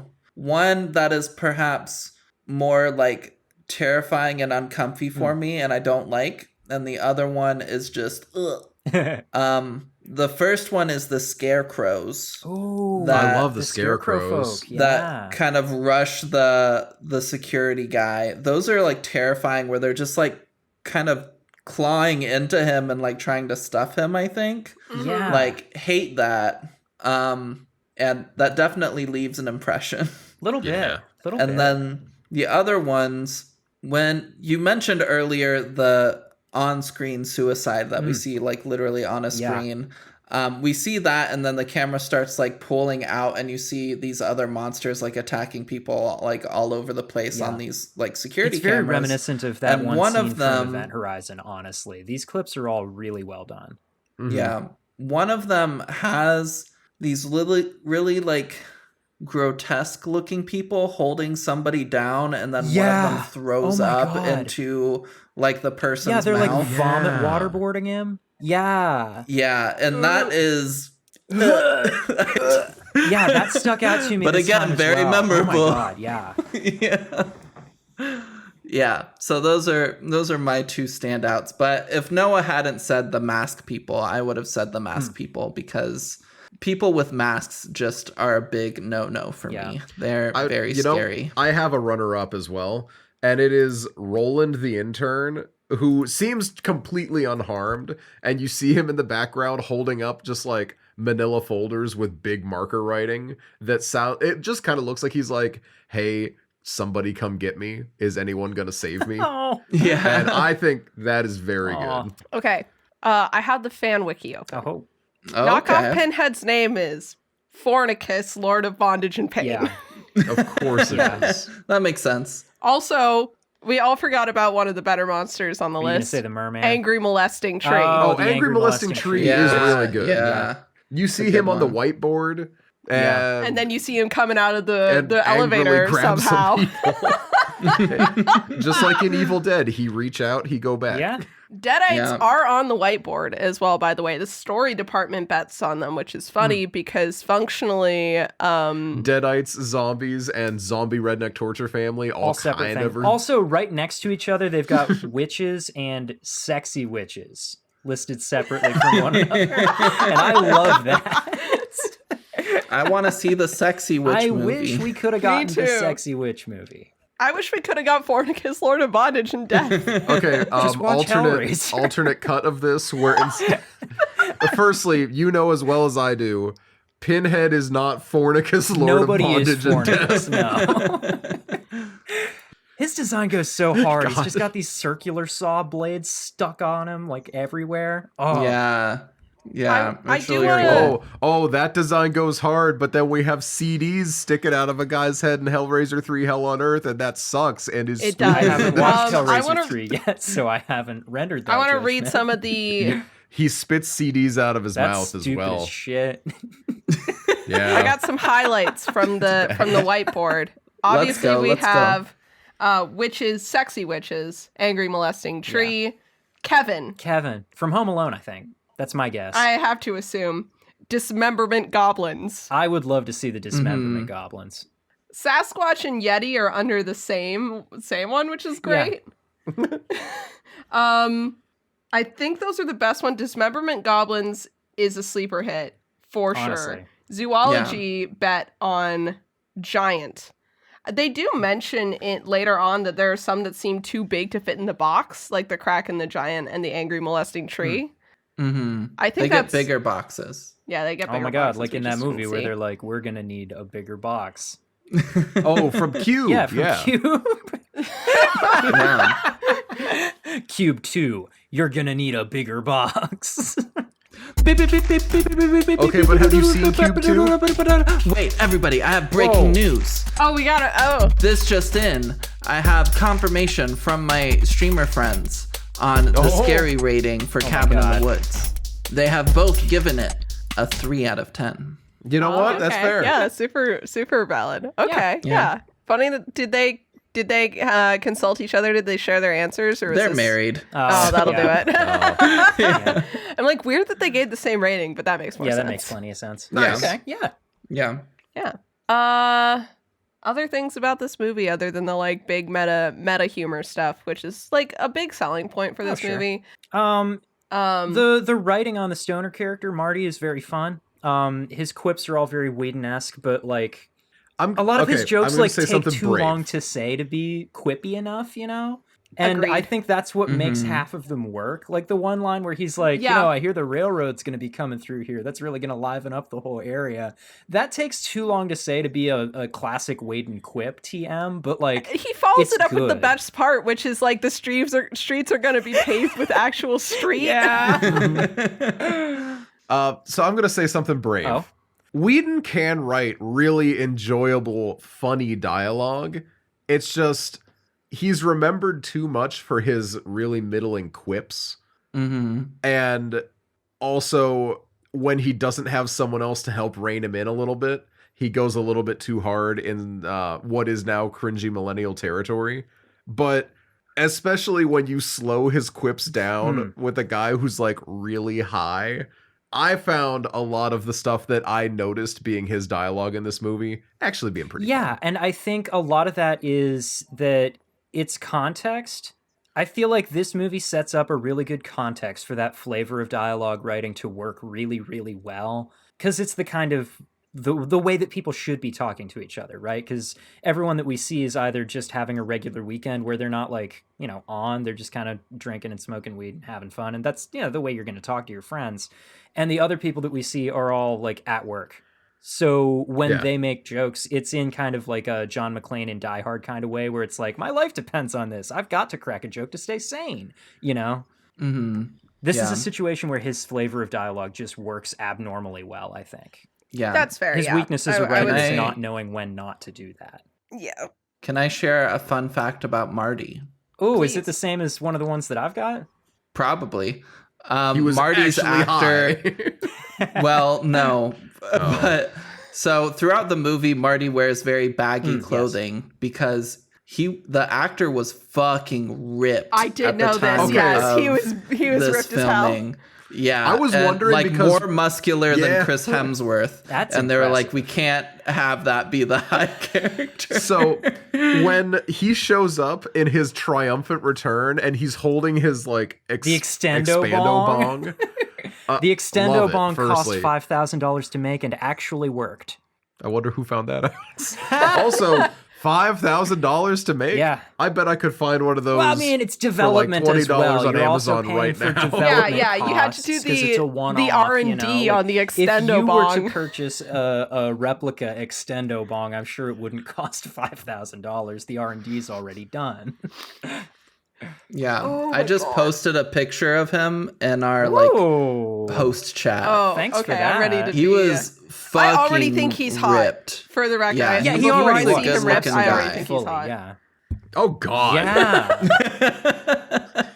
Got the gutters. What He is does. happening? Oh He's yeah, the got the gutters are gutters. going. Jesus. Yeah.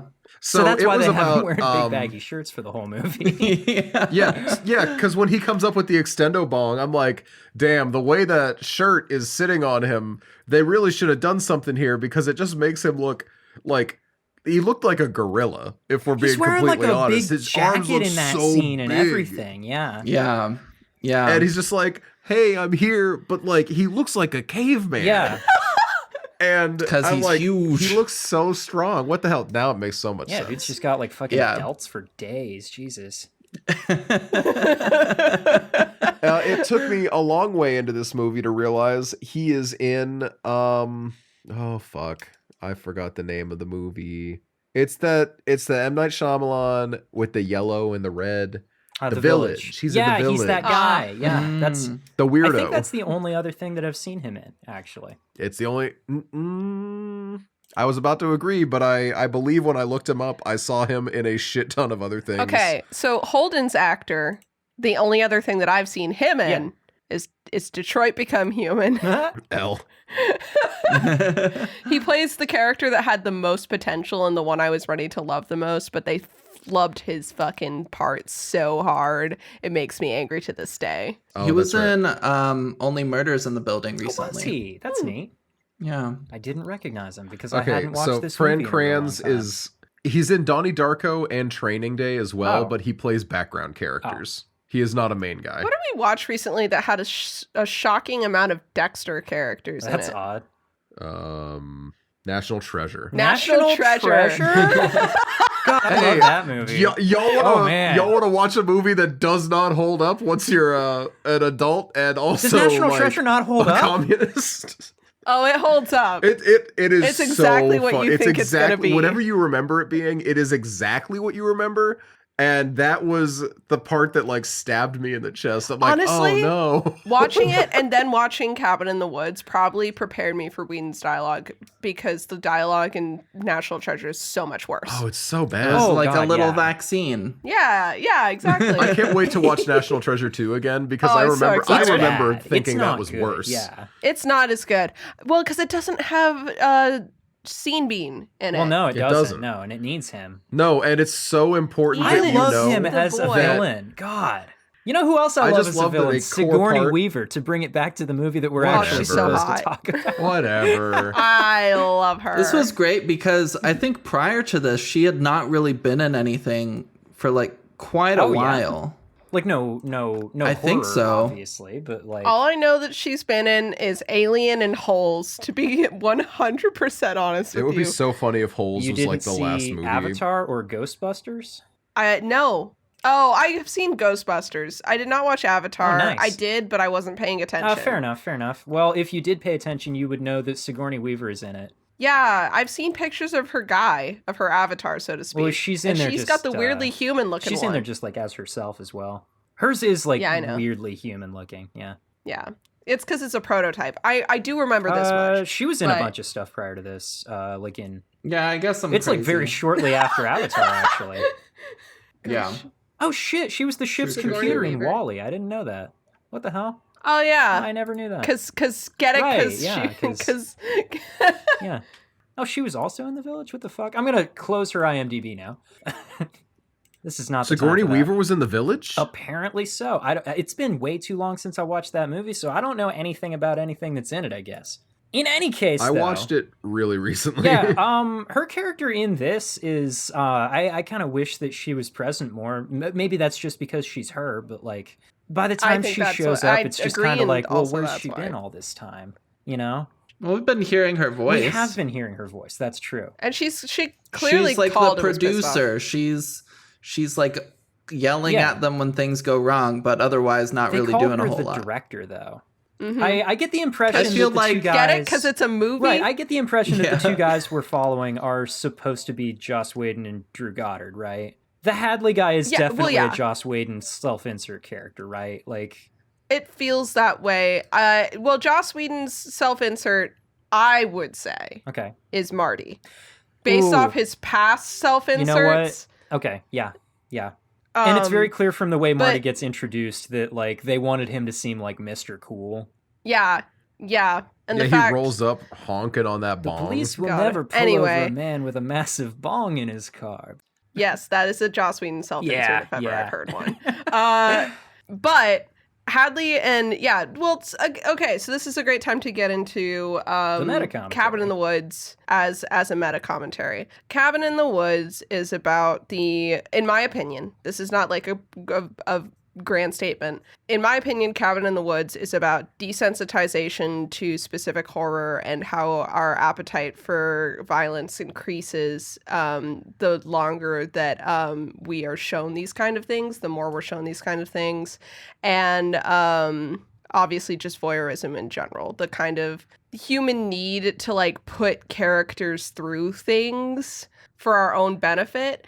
And in this specific commentary, that's a negative thing. I think there are conversations to be had about putting characters through things to explore our own like personal experiences. That's not what this movie is talking Right. about. This movie is talking about wouldn't it be fucked up if shit happened? Wow, we're kind of fucked up for wanting to see that. And it's fun, actually, to kind of be slapped over the face with that and be like, it's kind of fucked up that we make these movies like this, isn't it? Would you like to hear a quote from Joss Whedon about writing this movie? Would Yeah. I? He calls it a, quote, loving hate letter to the genre. And he goes on to say, it's a serious critique of what we love and what we don't about horror movies. I love being scared. I love that mixture of thrill, of horror, that objectification/identification thing of wanting definitely for the people to be all right, but at the same time, hoping they'll go somewhere dark and face something awful. The things that I don't like are kids acting like idiots, the devolution of the horror movie into torture porn, and into a long series of sadistic comeuppances. Drew and I both felt that the pendulum had swung a little too far in that direction. This guy And hates so they Saw. decided to personally grab the pendulum and push it the other way. That makes sense. I feel like they grab the pendulum, they pull it a little further, and then they push it the other way. Yeah, that's pretty But- much what this movie is. It's grabbing the pendulum, Yeah. holding it over here for a second, and then just letting it swing again. Yeah. Being like, look at where the pendulum is. Isn't that kind of fucked up? And then like being like letting it naturally kind of go the other Yeah. direction to where we are now. Which is like, because obviously Scream does this too. But in a different way. But I think that as a response to both Cabin in the Woods and Scream, we've kind of seen these movies get a little more self-aware, even just in normal horror movies. And this has happened with superhero movies too. It's getting exhausting, the self-awareness thing, to be honest. I was actually just about to say the only bad thing about being aware of how your genre is viewed is then sometimes you get these movies where people think that they are so fucking smart for subverting the expectations simply by subverting rather than in like innovating anything fresh and new. Yeah. Because they will look at it and say, well, this is bad because everyone does it. And it's the same issue as what happened to James Bond when fucking Austin Powers came out and they couldn't have a fun James Bond anymore. Yeah. Daniel Craig's biggest criticism of Bond as a character was Austin Powers came out, and as soon as the movie came out, there was never a fun Bond movie again. Can you imagine the Daniel Craig No. performance we could have been treated to if he was allowed to be fun? Christ. Knowing him now, Right? with the benefit of hindsight. Yeah. Yeah. Like, Yeah. you get obviously there's other factors at play with the horror movies, like when Wes Craven was like, slashers can be better, Here's Yeah. one. you know? And that's, I think, the biggest issue with this one is they're like, horror can be better, and you're gross for liking it the way it Yeah. is like the hand-in-hand statement. Yeah, that's... And that bums me out a little bit because it's like, horror Yeah. can be better. I do see what you're saying, Jeff, especially with Scream, because when I watch Scream, I love Scream. I love Stu and Yeah. Billy, and I love these characters. It does its commentary, I and love it's just Sydney. an exceptionally good slasher while it does it. It's to me, it's I wish there were good slashers, so I'm going to make one. Mhm. Like, to show you guys what you should be doing. And with this one, it is just a lot of negativity of, wow. Man who already like totally redefined the slasher genre. He's like, I'm once gonna with do Freddy it Krueger. again. He's like, fuck you. But especially with 10 years, at 12 15. years now of, I'm Oh, saying oh, to right, okay. to us, to Cabin in Yeah, the yeah. Woods. Kind of looking back at it, it's like, I think there was, it has brought about a specific kind, not just Cabin in the Woods, Right. but like the way a lot of people talked about horror, the way that I talked about horror when we started this podcast, to be 100% honest. This kind of idea that there is lowbrow and highbrow horror, Yeah. and that lowbrow horror is bad and non-valuable on a like kind of discussion sense. I did not expect Day of the Dead? Mhm. I did not expect Day of the Dead to be a commentary. I did not expect certain other movies we've seen to be as deep and interesting as they were. I think that certain movies have turned out to be pretty much exactly what I expected. But you know, I think I did myself a disservice by being the character from the beginning of the Scream requel that's like, I like intellectual horror or whatever, elevated horror. Yeah. Especially as someone who has openly talked about really loving X-Men Origins Wolverine. Like, Uh-huh. I like bad, stupid movies. Where was I going with that? But like, Nina's Looking love at- to lie. looking at Halloween Kills and Halloween Ends, I think those are two really good examples of what's frustrating about this self-awareness. Oh, and Texas Chainsaw, the new one. God, Oh, God. yeah. Those three are unwatchable, honestly.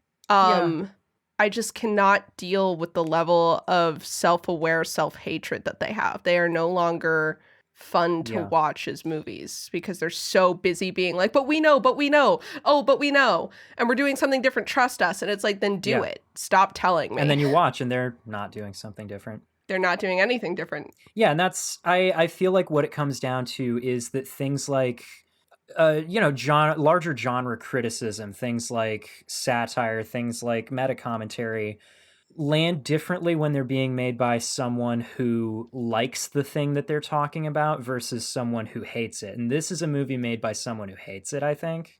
And that shows in a few parts of it.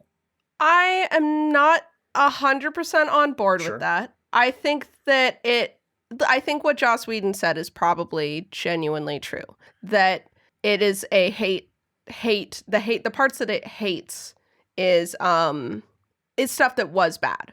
You know, Sure. the hating the how stupid kids act. But when it's less that this is like that he hates the genre, it's that he's focusing on the things he hates. There is no focusing on the things that he loves about that same genre. You can tell by the kind of homages that he's putting in there that he does genuinely like the genre, but the parts that he likes are just there as like little like, I decided to do Pinhead, but we don't get that kind of like, or I decided to do Evil Dead, you know? But we don't kind of get that focus on those things, or maybe then we would get something like Tucker and Dale versus Evil, Right, yeah, which I is love kind of Tucker and Dale. deconstructing all the same tropes that this one is. but with heart. And this movie does not lack heart, No, I think. no, I wouldn't But say it that. definitely, I think it just focuses on the cynicism too much. I don't think that Joss Whedon hates horror, because I think if he did, or Joss Whedon and Drew Goddard, I'm Sure, not yeah, going it's to both cut of Drew them, yeah. Goddard out of this.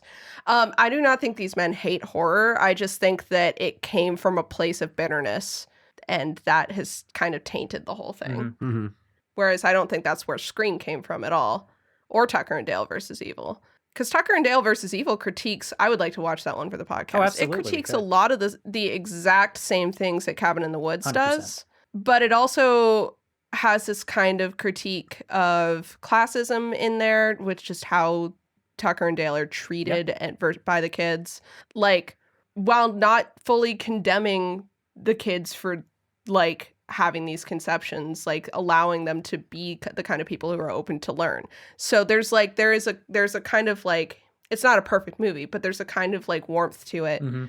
I talk a lot on this podcast about not liking being punished for liking characters.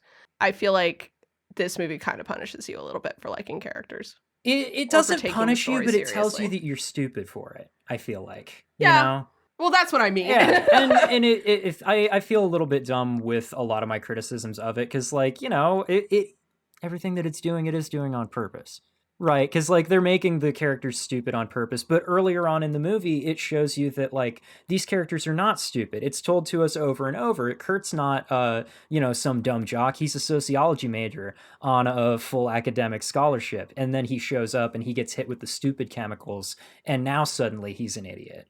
Like, Yeah. we're shown that all of this is like the engineered scenario. Everything that most of what I criticize about the movie is stuff that it's doing on purpose as its own criticism. So, like, maybe Yeah. I don't have a right to say this, and I'm just mad about it. But Well, to praise it for a second, I think the movie wants you to be sad that what has happened to these characters and making them dumb down tropes. You should be sad about the whole genre, because you do get a little sad that we don't get to see more of who these characters were before they get dumbed down, and sad that they die as these tropes of themselves. They don't even get to die as who they really are.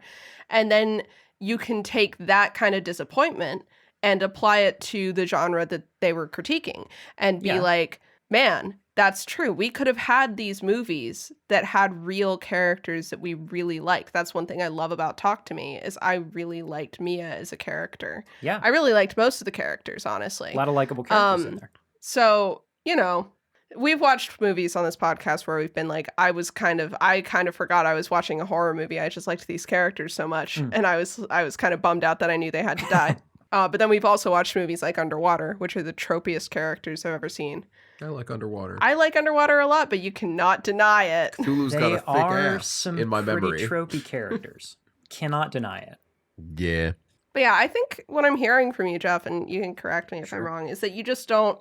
I'm feeling just that they like. I understand where you're coming from. I guess that it feels like they hate horror because looking at kind of the takeaway all being negative, it can definitely feel like there is no love there for it, even though I definitely feel that there is. I can hear when you're saying like, oh, I feel like I shouldn't be critiquing this because it's doing it on purpose. Yeah, it's doing it on purpose to be mean. Well, So- yeah, I feel like it's Yeah. a lot of what my problem is just comes down to the like what's the phrase? It's hard to light a candle, but it's easy to curse the dark. This movie is not lighting a candle. You know, it's Yeah, not but presenting new sometimes- ideas necessarily, except sometimes- in the framing device of it, which is original enough that I Right. should give it, you know, points for it. I think that sometimes everyone is standing in the dark and someone's like, wow, it's fucking dark in here. And that inspires someone else to go light a candle. I don't like the implication there that there weren't any good movies in the 2000s though. You know, like they're like, of all the horror that was released in the 2000s, it was exclusively Saw and Hostel and Wrong Turn. Like, yeah, that was We've a lot. watched a It was a lot- lot. I'm aware of Noah that. and I have watched okay, you know a what lot that of is the though, in a lot of 2000s ways horror, though, so is it was just easier to start making those because digital cameras were available for everyone suddenly. It's like what we're seeing right now, just on a Right. different scale. It's not Yeah, as though right. good shit didn't exist. Yeah, there was a lot of And remakes I feel then. like And I think this that movie was an issue, too. is Oh, claiming yeah. that the good And we're stuff still just facing didn't that. exist at all. I It don't reminds me know. of the I've watched 3 horror movies and they were all bad, so I've decided all horror movies suck kind of opinion that a lot of people hold. I think I don't know about that. Honestly, I think that you can say there were good things back then, but like you can say that about a lot of different eras of Yeah. things, and just because Sure. like trends come and go in waves doesn't mean that at the bottom of a wave that we know was going to come and that we know we'll get out of, someone can't be like, we're at the bottom of a wave right Sure. now. I don't like absolutely. it. I did still give this movie a 7. Yes, true. So, yeah, I don't know. I get it. I don't think that obviously I don't really care what movies Joss Whedon does or doesn't like. Drew Goddard I give a little more of a shit about because he wrote Lost a little bit and I really like Lost. I haven't looked into what else of his work is out there, actually. I looked at it and I was like, I like a decent amount of these things. He did the Deadpool movies, I think. Oh, is that him? Yeah, I believe. I saw him credited on them, but I was kind of glancing at that point. I saw Lost and scrolled really hard. Oh, this guy's worked with Joss I'm Whedon looking it a up. lot. I He lied. directed Bad Times at the El Royale. Oh shit! I want to love watch Bad that Times one. at the El Royale. Wrote I haven't it seen that as one. well. He directed multiple episodes of The Good Place, which is my That's a favorite very TV good show. show. He did do That's that. a very, very good show. Okay, fucking I lied about love The Deadpool, Good but I Place. remember seeing The Good Place on there. Yeah, and Lost. Obviously, I love Lost. He's got a little religious trauma going on. I can't be mad about Yeah. that. I think certainly not. honestly, a lot of people when they get into like horror critique, I'll include myself in this number as well. You can get a little over passionate about the wrong things sometimes. Horror is easy to critique because there's a lot of it's easy that. to critique because there's a lot of it and there's a lot of bad stuff because a lot of people will make a low budget horror Yeah. movie and horror fans are like, I see the bones in this and this is good and I like it. Whereas the exact same people can do their take on a cool sci-fi thing, but it sucks because it's too low budget and it's really hard to do other things that type of low budget, you know? Mhm. Yeah, horror is Uh, very shit, I forgot the word. Accessible? Accessible is not the word that I was looking for. but, Bloated? it is a good one. Was the word I was going to use. It's a bloated genre because of convenience, ability to make. It's Because forgiving. you to can a low always job- tell. to a low budget. It is. Yes, because you can always tell there's a difference between someone who churned out a shitty horror movie because they could, and who made a horror movie that was shitty because they cared. Yeah. Because I don't know, man. You see this all the time as people who it happens with actors a lot too, where they'll start in horror because it's the easiest way to break into the film industry, and then a lot of people once they get a couple of those under their belt, they use that as their experience to get the hell out of Yeah. horror into quote the good genres. Because horror doesn't get awards. Yeah. But then you do see people who like have every ability to exit the horror genre and just choose not to for their entire career. Yeah. And I love those people. Oh, yeah. I kind of hope like Jenna Ortega is amazing and yeah. I will support her whatever she does, but I like having her as a scream queen. I would love for her to stick around in horror even after Scream is out It of the seems way. like she's Mhm. interested in Mhm. doing that, so far as I can tell. And I'm interested in keeping her around. Same with Melissa Barrera. I'd like to see her in more things. I haven't. This is me calling myself out. It's not that I have gone out of my way to see any of her stuff. So if she's in other things, She has a new horror movie coming out in 2024, but it doesn't have a trailer yet. Ah, but bummer. I am What's it called? eagerly anticipating it. I don't remember. I saw a TikTok about it. I'll find the name I'll watch and it. let you know. Mhm. Me too. Why not? yeah. But yeah, I don't know. There's a horror is a genre with some pretty low lows. Well, sure, and but some what pretty genre high doesn't have highs. some pretty low lows, you know? I Maybe this is just me and my like listening to black metal demos and legitimately enjoying it brain. Maybe I'm willing to acknowledge that like I'm just too far into certain very specific things But like, I don't know. I feel like every genre has bullshit. And it's not fair that horror That is gets true. defined by its bullshit exclusively while nothing else does. But the problem is that somehow the bullshit gets a lot more eyes for horror. I don't know how. because it's but, fun like- to laugh and it's not fun to be scared for a lot of people. It also, that's the it's reason. because there's a lot of people that love to be able to point at something and say this is why we should write off the entire genre. That's yeah, because it's taboo, and people. It's a lot of the good stuff is really uncomfortable. So you want to be able to. The bad stuff's often easier to stomach. hmm Yeah. Also, people who grew up with shit like Attack of the Killer Tomatoes, and they're like, this is what horror is supposed to be, actually. Yeah. The horrific idea of the killer tomatoes coming and attacking. But no, From but outer okay, space. so hold on though, because I think the camp stuff. That's not what I'm talking about when I say No, bad I know horror. that, but there's also people that don't know how to separate horror camp, just like how they from like the rest of the like main like line of horror stuff versus the same people also can't separate different things of other classic movies because they're like, oh, these are classics and they're just good. And it's like, well, this is kind of a corny camp movie, but when that's what you're looking for from certain stuff, it's fine. I don't think I follow your logic necessarily. I'm just That's fair. yeah, but I definitely think that horror just, we're here on a horror movie podcast. We are, in fact. Where we talk about horror movies. So true. And this movie is one of many satire movies. I don't think that this movie, it personally in of itself ruined horror for the 2010s. Oh, I never I said don't think this that. movie I never was said taken- that. I don't No, think no, No. No, No, not no one even ever remotely. did. But I also don't think I was going somewhere with that. Oh, okay, Hold okay, on. okay. No, you idiot. We are You not said the letting wrong you word. cook. I also don't think that it single-handedly swung that pendulum or saved horror No, in any way no. either. I think it's just representative of what a lot of people were feeling at the time. To be Sure. honest, I think that that's kind of why we've seen why it's got such a reputation, why people think that it's really witty and smart, is because people have confirmation bias, and I would hazard a guess that a lot of people kind of shared the opinions whether or not they knew what they wanted. I don't want to bring us back to Saw. Oh my But god. Some very wise person, I believe it was Emma, shared to the server a while ago, and I mean a while ago, a TikTok about how all horror after 2005 was either opposed to Saw 2 conceptually or aligned with Saw 2 conceptually. I remember that one. Yeah, And- I And I posted it and I was like, I haven't seen Saw 2. What do the rest of you think? And I think that this is just another in a line of Saw 2 was not good. Saw is a bad thing to the horror genre. And that this is people who look at who he includes in the movies, you know?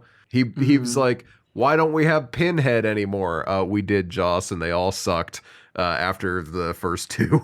Why don't we have XYZ anymore? You know, like a bunch of stuff like that where it's like, even guys that were around still had changed their style up, and I feel like the inclusion of certain characters in this movie show like the direction that he's like, I wish that we went back more to the classic like feelings almost. That's not the really way how- I Go ahead, perceived John. that at all, actually. Me No? neither. Oh, The okay. inclusion Me- of the classic horror movie monsters was not. But go ahead. I mean, I mean, it's a clear like Easter egg, Well, but I saw in this specific line of thinking of they hate torture porn, oh, sure. and then they put on display a bunch of guys where it's like these are kind of the guys that we well, like. but the my impression mind. that I got from the the betting pool on the whiteboard and the menagerie of various slasher killers and whatnot, the point that I thought that was making was these things are all exactly the same. They are interchangeable in Yes. this movie format because the movie is the same regardless. Yes, it doesn't. okay, yeah, these yeah, yeah. these movie monsters. It's not that we like or don't like them specifically. it's- It's that we're just putting a shiny paint of coat on the same story over and over. Yeah. Mhm. Paint of coat. I'll fix Thanks. that in Yep. post. No, he But did that to not me. mine. Noah did that the other day, like literally today, even I think. I don't remember. I probably did. Paint of coat. But yeah, no, I think that that probably the way that movies were going to go for horror, probably the trend that we were going to find was going to be what it was anyway. Oh, certainly. And Cabin in the Woods was, for lack of a better term, a harbinger of that. Because, you know, I want to look at a list of movies that came out post Cabin in the Woods and see if when the trend started, because I don't feel like I've seen this like sickeningly self-aware stuff until the past like 5 years, not the past like 10. So like that's come from other in the things, structure of like the meta commentary we were talking about, we kind of got distracted talking about who we thought Joss Whedon's self-insert character was. Oh yeah. I think an awful lot of what sits at the middle of my anger at this movie is the great old ones, you know, and how the common read that I see of this is that the old gods like represent the audience, and that if you stray from the formula, then the audience will just eat you alive and your project dies and blah blah blah. And I really don't like that, because I feel like people like more original movies, do they not? Granted, this is about the 2008, the 2009 like movie market. I wasn't paying attention at that time. Sure. What do you got? I think now that might be true, but kind of like in 2011, this is right before the Avengers came out. Sure. And right before the Marvel fucking schlock started to get and those movies are still up until the Marvels making bank, even though they are the same thing over and over again. And Joss Whedon helped start that. So that's what we call ironic. And it's until this is how it goes with every kind of like genre in my mind anyway. We saw this with the teen dystopian genre as well. Is you just keep rolling it until the old gods are like, I don't like this anymore, and your project does bomb, and then we start over again and we have something new and fresh. Because that's how the movie ends, is the project bombs, we start over. The consensus the main characters reach is maybe the project, and this metaphor, needs to bomb. Maybe we just need to let these schlocky, overdone movies fail so that we can get something new. You know? That's how I read the end anyway. And especially with kind of how I really hope things are going with Marvel, that we're finally gonna like see this superhero genre either get good or die. Yeah. Well, they're having to readjust a lot. Sorry to talk about Marvel stuff for just a minute, if that's okay. Their last few movies have been failing and TV shows haven't been performing well. So they were already like, oh, we need to like re-examine, and we're going to slow down the release dates of things so that we can focus on everything like being really good. But then also because of Jonathan Majors' conviction, they're like, okay, Avengers 4 is no longer called the King stuff. We're doing something else. And so I'm really hoping that they redirect and slow down and start like actually putting out quality stuff rather than following like the formula that they've been doing for fucking ever. Or they just are still bad and we don't get any and it fails and we do not see Marvel movies for a couple decades. I would also be okay with that. I'd be really interested in seeing what genre takes over as the big blockbuster. Me too. After superheroes. I mean, with the success of the new Top Gun and shit like that. Oh, I don't know. That reads to me as the like embers of a different genre that already died. Yeah. But also people like with that. Well, yeah, but you got that. You got Oppenheimer. You got Barbie. You got people kind of like looking for something that is familiar fun from like of Barbie and Oppenheimer, of course, and Top Gun, where people just want to have like an action movie again or a fun movie again. And then you have Oppenheimer, where it like went really well and it was a very serious movie. I think people are just kind of looking for a little bit more like substance, or at least at the very least like hands-on style. And for all of the things that Marvel does well, it all looks like CG now because they've moved really heavily away from the real costuming.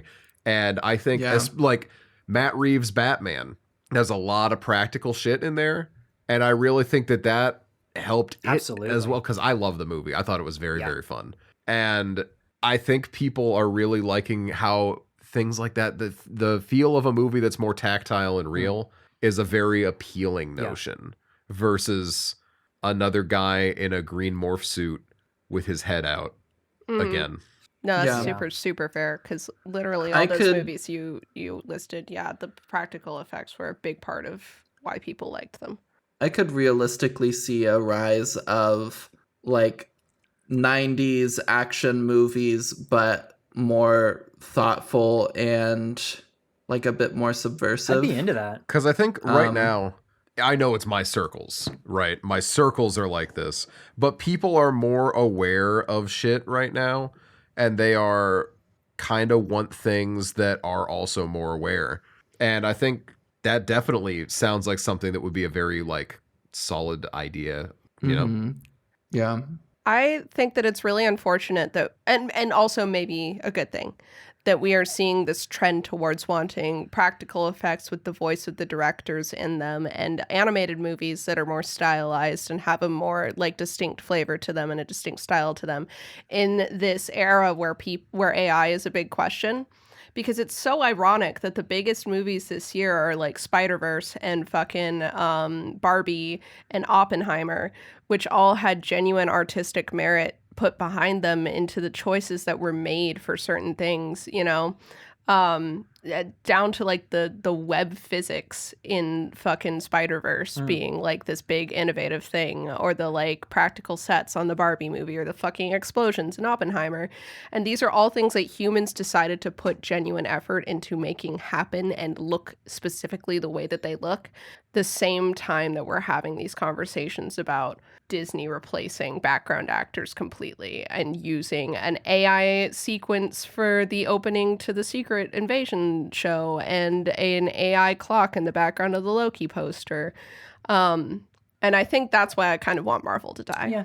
Is because I think they aren't going to slow down. I think they're going to get rid of humans, because humans are the reason that Jonathan Majors is the reason that they're having to step back, because he messed up Ooh. and he made Yeah. them have to change Right. things. But guess what doesn't fuck up, and guess what doesn't take time? Machines. And we're already seeing that that's what they prefer.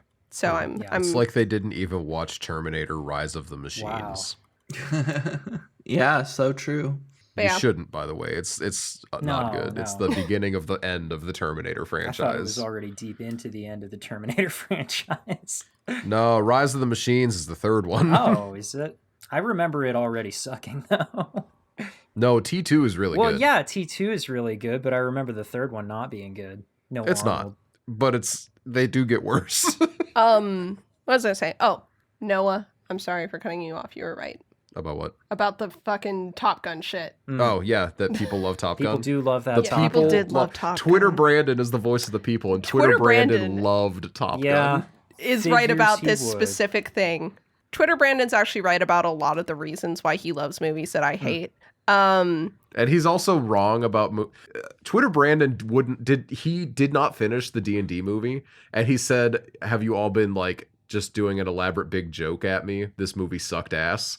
And I'm fighting He's you, so Twitter Brandon. wrong. 'Cause, Enemy like, of he's the so- podcast. Here's what I because- liked about the D&D movie is that it doesn't rely on being a franchise movie to be good, and it does a lot of stuff that I wish more fantasy movies would do, which Baldur's Gate is also doing, which is just to have shit fucking happen. Yeah.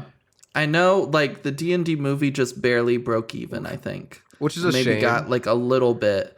But I'm praying that they do, like, more with it, because it was so much fun, and I think since it released and since it, like, has left theaters, I people think it's a have, home like, video discovered it more, and people have really enjoyed it. I don't. And yeah. I feel like a sequel would be more successful financially, and I just hope that they do. I mean, Even I if was they a don't- big hater when it was in theater. I was like, He was. I don't think that there's a way that this movie's going to be good. I will not watch this movie. I was wrong. You know, it was a good movie. Even if we don't get more of the D&D movie, I would love for us to see more fantasy. Just fun fantasy, not yeah, this dark. it's all dark stuff fantasy and as much. Let me tell you about my favorite anime, Frieren. Oh. I'm gonna get to it.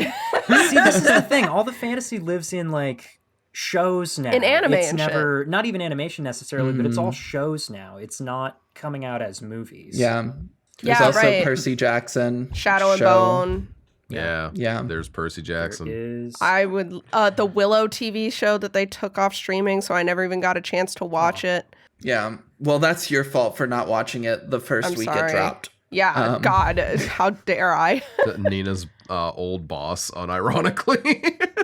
This man, I saw him today, and he's like, "Have you seen What If yet?" And I didn't have the heart to tell him that I'm not watching any more Marvel I fucking stuff. hate What If as a series. I hate it.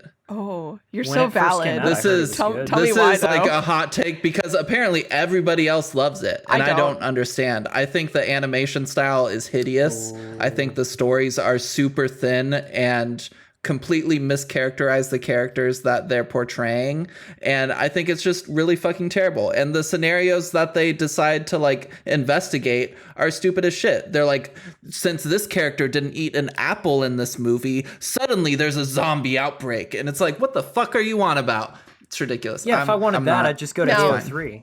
Right? Yeah, like read fanfic, you losers. I legitimately, that's how I feel about What If. It's like, you know what else? Okay, I'm gonna be real. I talked to Noah about this. This is so off topic, and we can be done with this topic afterwards. I was on Twitter today, and people were talking about how with the Secret Invasion and Secret Wars being a plot, there's a potential that we could get either a variant of T'Challa or the baby T'Challa that we saw at the end of Black Panther 2, aged up as our new Black Panther. I know we don't like Letitia Wright because she's anti-vax. I get it. Why are we in such a huge rush to replace Chadwick with another man and also Letitia with a man? Replacing him with a variant fucking T'Challa is such an insult to Chadwick as a person. And then to age up this young character just to get rid of a woman Black Panther, regardless of what her actor did, because I know that's not entirely the point. It feels so gross that they're immediately like, oh my God, we have an excuse to replace a female character. Let's do it. Average Marvel fans. Well, but can't you think Genuinely. of the alternative? They'd have to write one. Ugh. She was good in Black Panther too. I really enjoyed her character. But do you all, can I share my dream list of what they would do with Marvel Yeah. right now, just very Sure. quickly? Sure. So this contains minor spoilers for something that was the end credit sequence for the Marvels. oh God, don't even get me. Don't. Okay, but go off. Yeah, go ahead. So the end credit sequence of the Marvels has Kamala Khan pulling a Nick Fury, sitting in a dark room as Kate Bishop, who's like the new Hawkeye's apprentice, like walks in and she like turns around in the chair and is like, I'd like to talk you into joining like the Young Avengers or whatever. And I wish they would just Do that. stop making fucking anything to do with all of the old Avengers and these like huge like plot lines they've been doing, and just have like kind of do what they were doing in the beginning, where you have like 5 or 6 heroes and those are the only ones you're following, and you get to the end of like their plot, which for like the Right. original people it would have been Avengers Endgame or whatever, and then you cut it and you start like new characters. Yeah. That's Just what like the the comics comics do. Yeah. Rather than trying to like have the cinematic universe of like 30 characters where you see one character every 10 years, because that's how long it takes to do like the release schedule. Like it's ridiculous and it doesn't work. Yeah. And Well, so that's what I wish they would do. I think it's too late for that because they would have had to actually do movies introducing the Young Avengers, but instead they just kind of shoehorned in the Young Avengers characters into the Avengers movies because they've been doing that since Spider-Man was introduced. Yeah. And ever since then, they've been just adding young characters into the older characters' movies and thinking that's good enough and I'm going to care when they're in an ensemble movie. I want an actual movie about these characters. Speaking of, my dream for what they should do with Marvel is they should go back to letting Sam Raimi make Spider-Man movies, and that's it. I don't like Sam Raimi. Well, I But what about Sam Raimi's Spider-Man? I say as if that makes it different. They tried to bring Sam Raimi into the MCU, and it was but it didn't go well Not because they terrible. didn't let him make a Spider-Man movie. There's a very specific niche that he's good at. So what about Cabin in the Woods? Cabin in the Woods. I was hoping somebody would have something Sorry, new to say about I was, Cabin. I was I was writing, and I think Nina was waiting I was. until I shut up. I was gonna say we should do Noah's notes. There's so many. Of Noah has less than 1 page of notes. That's the issue. Oh, with wow. I hate having to watch a movie that I've seen so many times because I just watch the movie. I'm not taking like thought to like computer notes anymore. There's no stream of consciousness notes. There is 1 page. Oh, I devoted an entire note to the Blu-ray trailers, 2 Exorcism movies, Cabin Fever and My Bloody Valentine 3D, now on Blu-ray.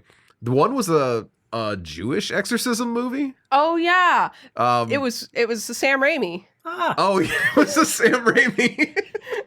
I would be willing to give it a try because it looked like ass. But then the next movie that the trailer was for The Last Exorcism, which was, I like The Last I've heard good Exorcism. things. And the trailer looked like ass. So Yeah, they cut the trailer horribly, according to Noah. Also, Howard Better Call Saul is in it. Oh yeah, Howard Better Call Saul. Howard. Mm-hmm. I really want to rewatch Better Call Saul. I've been thinking about it a lot recently, so that was an immediately like, I know that guy. Also, Cabin Fever. I want to talk about Cabin Fever for a sec because that was one of the trailers. Next time that we're like we've had too many good movies, let's watch a shitty one. We should watch Cabin Fever because that's my, you know how Emma's like movie that they're scared of is The Exorcist. Not anymore, but Not yes. anymore. The movie Well, I haven't watched all of it yet, but yeah. The movie that I have been scared of for no good fucking reason for forever is the Cabin Fever franchise. Something about it just icks me out. And I don't even know Yeah, what I don't that know is. enough about it to. Bunch of teens in an Eli Roth movie go to a cabin in the woods and they all get sick and kill each Oh. other. No, I think. it's a flesh eating sorry, it's a disease that makes your flesh-eating your disease. skin slough off. Oh, that sounds pleasant. You know, it's And an Eli it's Roth movie. fun. So there's a introduction sequence to one of the movies that tracks the infection as it moves through a town's water supply, and everyone in the fucking town comes into contact with Cabin the water. Fever 2, I believe. Electric Boogaloo. And I'm like, that. So now I've been through a pandemic. I think maybe I can handle it better. But at the time, the concept of not knowing whether or not you were coming into contact with water that could make your skin melt off was prevented me from ever wanting to see the franchise. I would Yeah. like to tap in a friend of the podcast, Jackson, he knows people who work in water treatment, and he's like, it's crazy to me that people think that water treatment would not immediately warn everyone as soon as that happened because they test water constantly all day long and find that type of stuff. Yeah. But what if you I go would- swimming? Shit. Cabin Like- Fever is free to Okay, then watch go- on go- Tubi right now. Maybe What is? I Let's go. go Cabin Fever? Cabin test watch Fever. it sometime. Who knows? And God the first bless one Tubi. has one of the characters from Boy Meets World. I've never seen that. Either. Yeah, Maybe I have to watch the that guy who first. plays Is that Sean. required, I or- recognized him in the trailer. I was like, that's Sean from Boy Meets World. I would be down to watch that sometime, though. Anyway, I know they're not highly regarded movies. I just have been scared of them ever since I was in my reading the Wikipedia article summary phase of my right. life. And I don't know what possessed me to watch parts of this specific franchise, but it was a bad idea. Noah's Notes. Oh, Noah's Notes. Da-na-na-na-na, it's Noah's Notes. Noah says, love this fucking title drop so much. Oh, it's a good one. I It's do solid, too. yeah. Are you even listening to me screaming and big block text? Very funny. Very funny. Very good. It's so funny because the directors were like, we really wanted this opening scene to be something where when people start watching it, they wonder, like, am I in the right movie? Yes. Yes. And It works. like something I constantly heard about of people like not being sure. And my podcast, or not my podcast, my streamer friends that I watched this with were like, the opening title drop was the scariest part of the movie. Yeah. It does take you by surprise. Yeah, it does. Also, I Absolutely. forgot to mention this earlier, but I remembered it now. My brother told me this because he saw this movie at midnight, like at a midnight screening, like when it first released. And he said this was happening around the country. And I trust that he like knows what he's talking about. And like heard that this happened elsewhere, but I haven't seen it mentioned anywhere else. But at the end of the movie, when Sigourney Weaver's like, we have 8 minutes until the end of the world, when like these creatures like will wake up again. 8 minutes later, the theater lights came up as like the giant started like waking up and like crashing through and everything. And so like apparently around the US at the midnight releases, like the theaters kept to that 8-minute timer that Sigourney Weaver mentioned. And it was just a fun little thing. That's neat. Yeah. That's pretty cool. I love the directors being like, we wanted to make people question if they were in the right movie, because I have always loved, as someone who didn't see it in the theaters, and has never been like, did I pick the right movie when I clicked on it on streaming? I just love how it doesn't hide the twist. I love how it starts right away with someone is engineering this, because there's sometimes where I think a twist like that would work, but I don't think this movie would work if we didn't know the whole time. Yeah. And we weren't seeing behind the scenes the whole time. Yeah, it shows us new information about what's happening at a really, really good pace. Yeah, absolutely. I wonder how much conversation went into this. Is something I think about a lot with writing and watching other people's work. Is this something that you just, because I do this with myself, is this something that you just knew you were going to do when you went into this project, or is this something you deliberated over and came to the conclusion that this would work best? Because like, starting where I start with my books, I have never deliberated over where the story was going to start. I've just started writing, and all of them that I've ever written, I've just started writing, and that has always been where the book starts. I have never taken it back further or pushed it forward further. But then when it comes to like, how many point of views should I have? Should I put these scenes in a specific order? Sometimes I'm like, it's only every once in a while I'm like super debating over them. So I wonder if that was one of those things with these guys, if they ever had a version of this movie, even in conversation, where it was like, do we let them know right away or not? Yeah. Noah says, wild that this and Thor came out the same year. Great to see Chris in his last normal role before being eaten alive by the MCU. Ooh. So about that, I mentioned earlier, the movie started getting made in like late 2008, literally in like December. Yeah. After the movie got finished, Hemsworth had been in this, and then based on him being in this, got cast in Red Dawn. Yeah, I remember Red Dawn. And then based on him being in Red Dawn, he got cast for Thor. But both of these movies came out after Thor did, because like MGM went bankrupt, so all their releases got pushed off. Oh. Yeah. So these movies ended up getting a boost because, oh my God, it's Chris Hemsworth suddenly from it was Thor. Hemsworth having his moment. Yeah. That's But so this funny. was actually like his first movie. Was it his first movie? And what the fuck? I knew it was early for him. And when they were filming the scene of him giving his speech before doing the bike jump, they were like, okay, yeah, this guy's gonna be like a action movie star.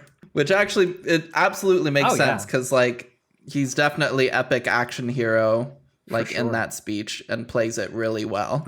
Chris Hemsworth is fun. He is a fun actor. I enjoy when I see him in things. And Seems like a good dude. I like him in this movie. And I liked him in Thor at the time. I think it's also very funny that Tom Hiddleston originally auditioned to be Thor as well. Too twinky. Yeah. Wouldn't work. Noah has spoken. Tom Hiddleston, too twinky for Thor. Well, I mean, Thank you for letting us look at know. him, though. But okay, I'm not gonna. You get could into get this. muscle. Not on that guy. He's He too was- British. Look at professional bodybuilders. Tell me how many Englishmen you see. None. They can't do it. Jeff out here ignoring the, I don't the know. existence Tom of the... Hardy has gotten real big Tom Hardy. for like various Damn, roles. got Is me. he- He's not a pro yeah. bodybuilder, though, so Tom my Hardy argument still mentioned. holds up. I've performed no research, and I've Okay. decided that I'm right. So true, so true. Noah says, "You know damn well which war" is a great line. Mhm. That one is maybe my favorite line in that whole A interaction. war with some people in gray and some people in blue. Brother against brother, perhaps. Brother. Noah says, the house is so huge on the inside. Yes, the house is the TARDIS. It's very Well, I mean, obvious. Okay, I mean, Hoovian. but that's They do it on purpose. They cut from the big inside to the little Yeah. outside several well, times. and that's kind of like directly referencing, the cabin itself is so obviously directly referencing the Evil Dead movies. Yeah. And in the Evil Dead movies, that thing is also just looks a little bit bigger than it ought to be. There's one bit in Evil Dead 2 where Bruce Campbell gets pushed through 19 doors all at Yeah, once. And so it's just many like, well, where the doors. fuck are these things? Another door. Boom. Another door. Boom. We gotta cover Evil Dead 2 sometime. We do. Noah says, hearing Chris's character get dumber and dumber as the movie goes on is great. I love Yeah. the moment where he says, like, the very logical, we need to all stick together. And Hadley's like, well, that's not going to fucking work. And they have to do the most obvious change to someone in the whole movie. And I love Marty's reaction being just like, Is that the really? move? I like how when he gets drunk, he's suddenly wearing a Letterman jacket. Mhm. I God, I love love that. him. Oh yeah. Noah says, I have to read this one because it's the most Noah note ever. Fucking Jose Cuervo, man. Fake ass tequila. It's not even tequila. It's a mixtos. What is It's that? not even tequila. Mixtos is tequila is only made in The tequila oh, region geez, of I believe it's- Mexico. No. It's, no. Otherwise, There's that's only so just many places in sparkling Mexico. agave. No. For real though, by law, tequila can only be made in, I believe, Jalisco, Mexico, or like regions within Jalisco. There's like certain regions that Weber Blue Agave can be cultivated and harvested, that are approved for tequila. And then there's more areas that you can make a mezcal. There's Joven and a few other spots. But then there's other agave. And that's from anywhere that it grows. And that is what Jose Cuervo is. It is, you'll note, good tequilas all say made with 100% blue agave. And Jose Cuervo says made with blue agave. Yep. So it's extra stuff is added in there. Because it's a mixtos, they can add flavorant to I've it. heard that Cuervo which is just where has a Jose bunch Gold of like comes from. grain alcohol in it. Is that true? I don't fucking know. That sounds like some Reddit shit. Okay. I don't know if it's 100% true Okay. or not. But it is definitely like doctored up more than good tequilas are. You're sounding real like snooty about your alcohol. That's here. fair. He doesn't I even hate like tequila though. So but there's like- laws about this shit. And same with Whose like laws? Whose laws? international trade laws that protect Mexico's primary export. See, that's I don't know. Are you arguing with That we have a international local trade tequila. laws? We have a local Yeah, tequila. I am. They call I it. am. I'm not going to say what it's called because it's the area code agave, right. and legally they can't call it tequila, but they go through all the steps, and that's like their sales pitch for it.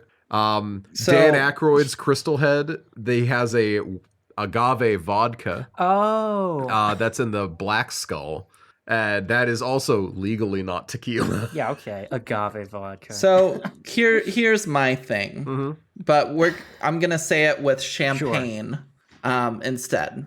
Where champagne, there's the whole thing of like, Yeah. if it's not made in like The the Champagne Champagne region region of of France, then it's not real champagne. And it's just snooty or whatever. And I get like you're trying to like protect your like thing. You want to make money from your export. I get it. But I'm like, if you take the ingredients and you make it somewhere else, I don't give a shit. Like, sure, So here's the great thing. it tastes very similar. It's a different brand or whatever. I don't care. It's fine. So it actually is an in France issue as well, because they make other sparkling wines in France Yeah. that are not allowed to be called champagne. So they are, when people get snooty about it, what they mean to say is the definition between sparkling wine and champagne, because sparkling wine can be made in different ways, whereas champagne can only be made with specific methods. It includes fermentation in bottle, rotating the bottles over the course of their lifetime to cultivate fine bubbles. within, so they're not like soda bubbles where the carbonation is very sharp and big bubbled. Fine bubble champagnes are made by gently rotating the bottles over the course of the in-bottle fermentation, blah, blah, blah. That's why you'll see méthode champenoise, which is when you ferment in bottle, turn bottle.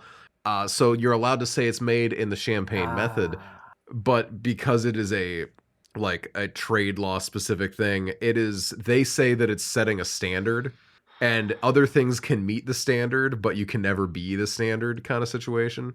Yeah, but like for me, it's like a Dr. Pepper and Mr. Pibb situation. If you think know, Dr. Pepper where and I'm Mr. like, Pibb they're are practically the same thing. No, but I'm like, they fulfill the same purpose. Sure. And I'm like, I don't care. Like, it tastes very similar. If you don't have one, I'm fine with the other. But if somebody was like being really snooty about it and saying like, oh, you can't actually make Dr. Pepper anywhere else except Waco, Texas, because that's where it's originally from, and they have like blah, blah, blah. I'm like, I would be like, shut up. I don't care. But Pibb has that special process where they rotate the syrup bag to make the bubbles smaller before they put it into the so true. Yeah, I don't know. I'm fully sold out for like trade protection law and shit like that now, when I started to learn like the reason behind some of the processes. Yeah, it makes sense. Where I'm like, oh, because Corbel, a California champagne brand, is not allowed to export into the EU because they call it California champagne. But since champagne is a protected, designated trade term, they can't call it that for the EU. And they're very stringent trade laws because they wanted to make sure every country had their individual protected exports so that they would not destroy monopoly each other on their own products. Because of that type of stuff, Miller High Life lost, I want to say someone tried to ship in Miller, like several tons of Miller High Life, the champagne of beers, into because they call Holland, it the champagne of beers, and they destroyed it in the port because it is such a protected term. That's so funny to me. So IP protections are a big deal, and I get it. But I'm fully sold out when it comes to the element of allowing everything else to exist, but you can't call it what I have because this is the thing. You can call it like this, but you can't call it this because this is this. I am always a huge fan of that stuff, especially when it comes to a matter of expectation setting quality. Yeah. See, like, I'm fine with that. I'm fine with brand, like, recognition and branding and stuff, and saying, like, you can't say this word because it's our word. But saying, like, oh, you can't, like, it's impossible to make champagne outside of Champagne, France. I'm like, shut the fuck up. People with good faith arguments don't say that, for what it's worth. This is my uninformed, I don't give a shit. While it's technically true you can't make champagne outside of Champagne, France, it's not because it's impossible to make bubbly wine. It's just because you're not allowed to call it champagne. Okay. God, if this was an off the air episode, I would have faded out during the middle of one of my stupid monologues by now. R.I.P. Dead Podcast. So sad. What are we watching next week, y'all? It's looking like Tucker and Dale versus Evil. Was that all the notes? Yeah, I have no other notes. There's like, shit you not, 18 notes total.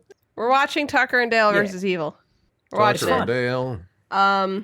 I'm excited. I'm excited to compare it to this one a little bit. It's a good pairing. It's also very fun. Sorry. It is very fun. Anyway, thank you guys for listening. We have been Casual Obsession. I've been one of your hosts, Nina. You can find me at Nina Wolverina on Twitter, on Blue Sky. You can find me on Tumblr at Nina Wolverina with the 3 where the E is supposed to be. I do a lot of art. I write books.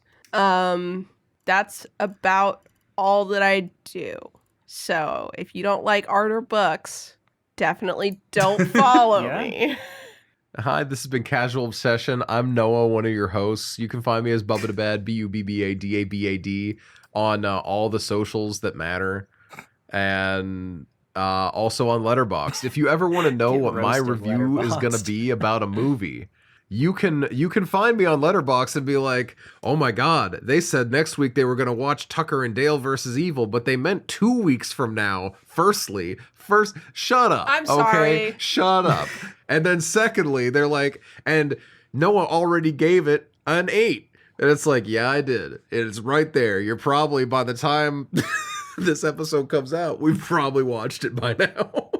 Noah, we're going to get in big trouble for you saying that this has been off the air because you can Did I only say it's been record off the air? Yeah, you did. Fuck, that's Yeah, not you what can I only meant to record off the say. air I was in trying to the riff on off-the-air you. region of Pennsylvania. It's No. impossible to record off the air outside of the off the air Yeah. Discord. That's true. Fuck, man. I can't believe I Wow. did that. That's so sad. Yeah. Well, I'll be sure to tell the other boys Yeah. about that. Don't In do any that. case, I've been another one of your hosts, Jeff. You can find me on Tumblr at What Is It You Pray For? And I'm Emma, also known as Emma Panada. You can find me on Twitch and Twitter at Emma Panada. I'm also writing a TTRPG called All the Witches. You can find information about that at allthewitches_ on twitter.com. That'll be releasing in the next few months, which is really exciting and also terrifying. I'm sure my brother, who is a antitrust lawyer and knows a lot about alcohol and various other things, is going to message me a bunch about what has been said in the past Why 10 can't minutes. you trust anybody, Dan? That's so sad. But not just that you can't, that you're opposed to it.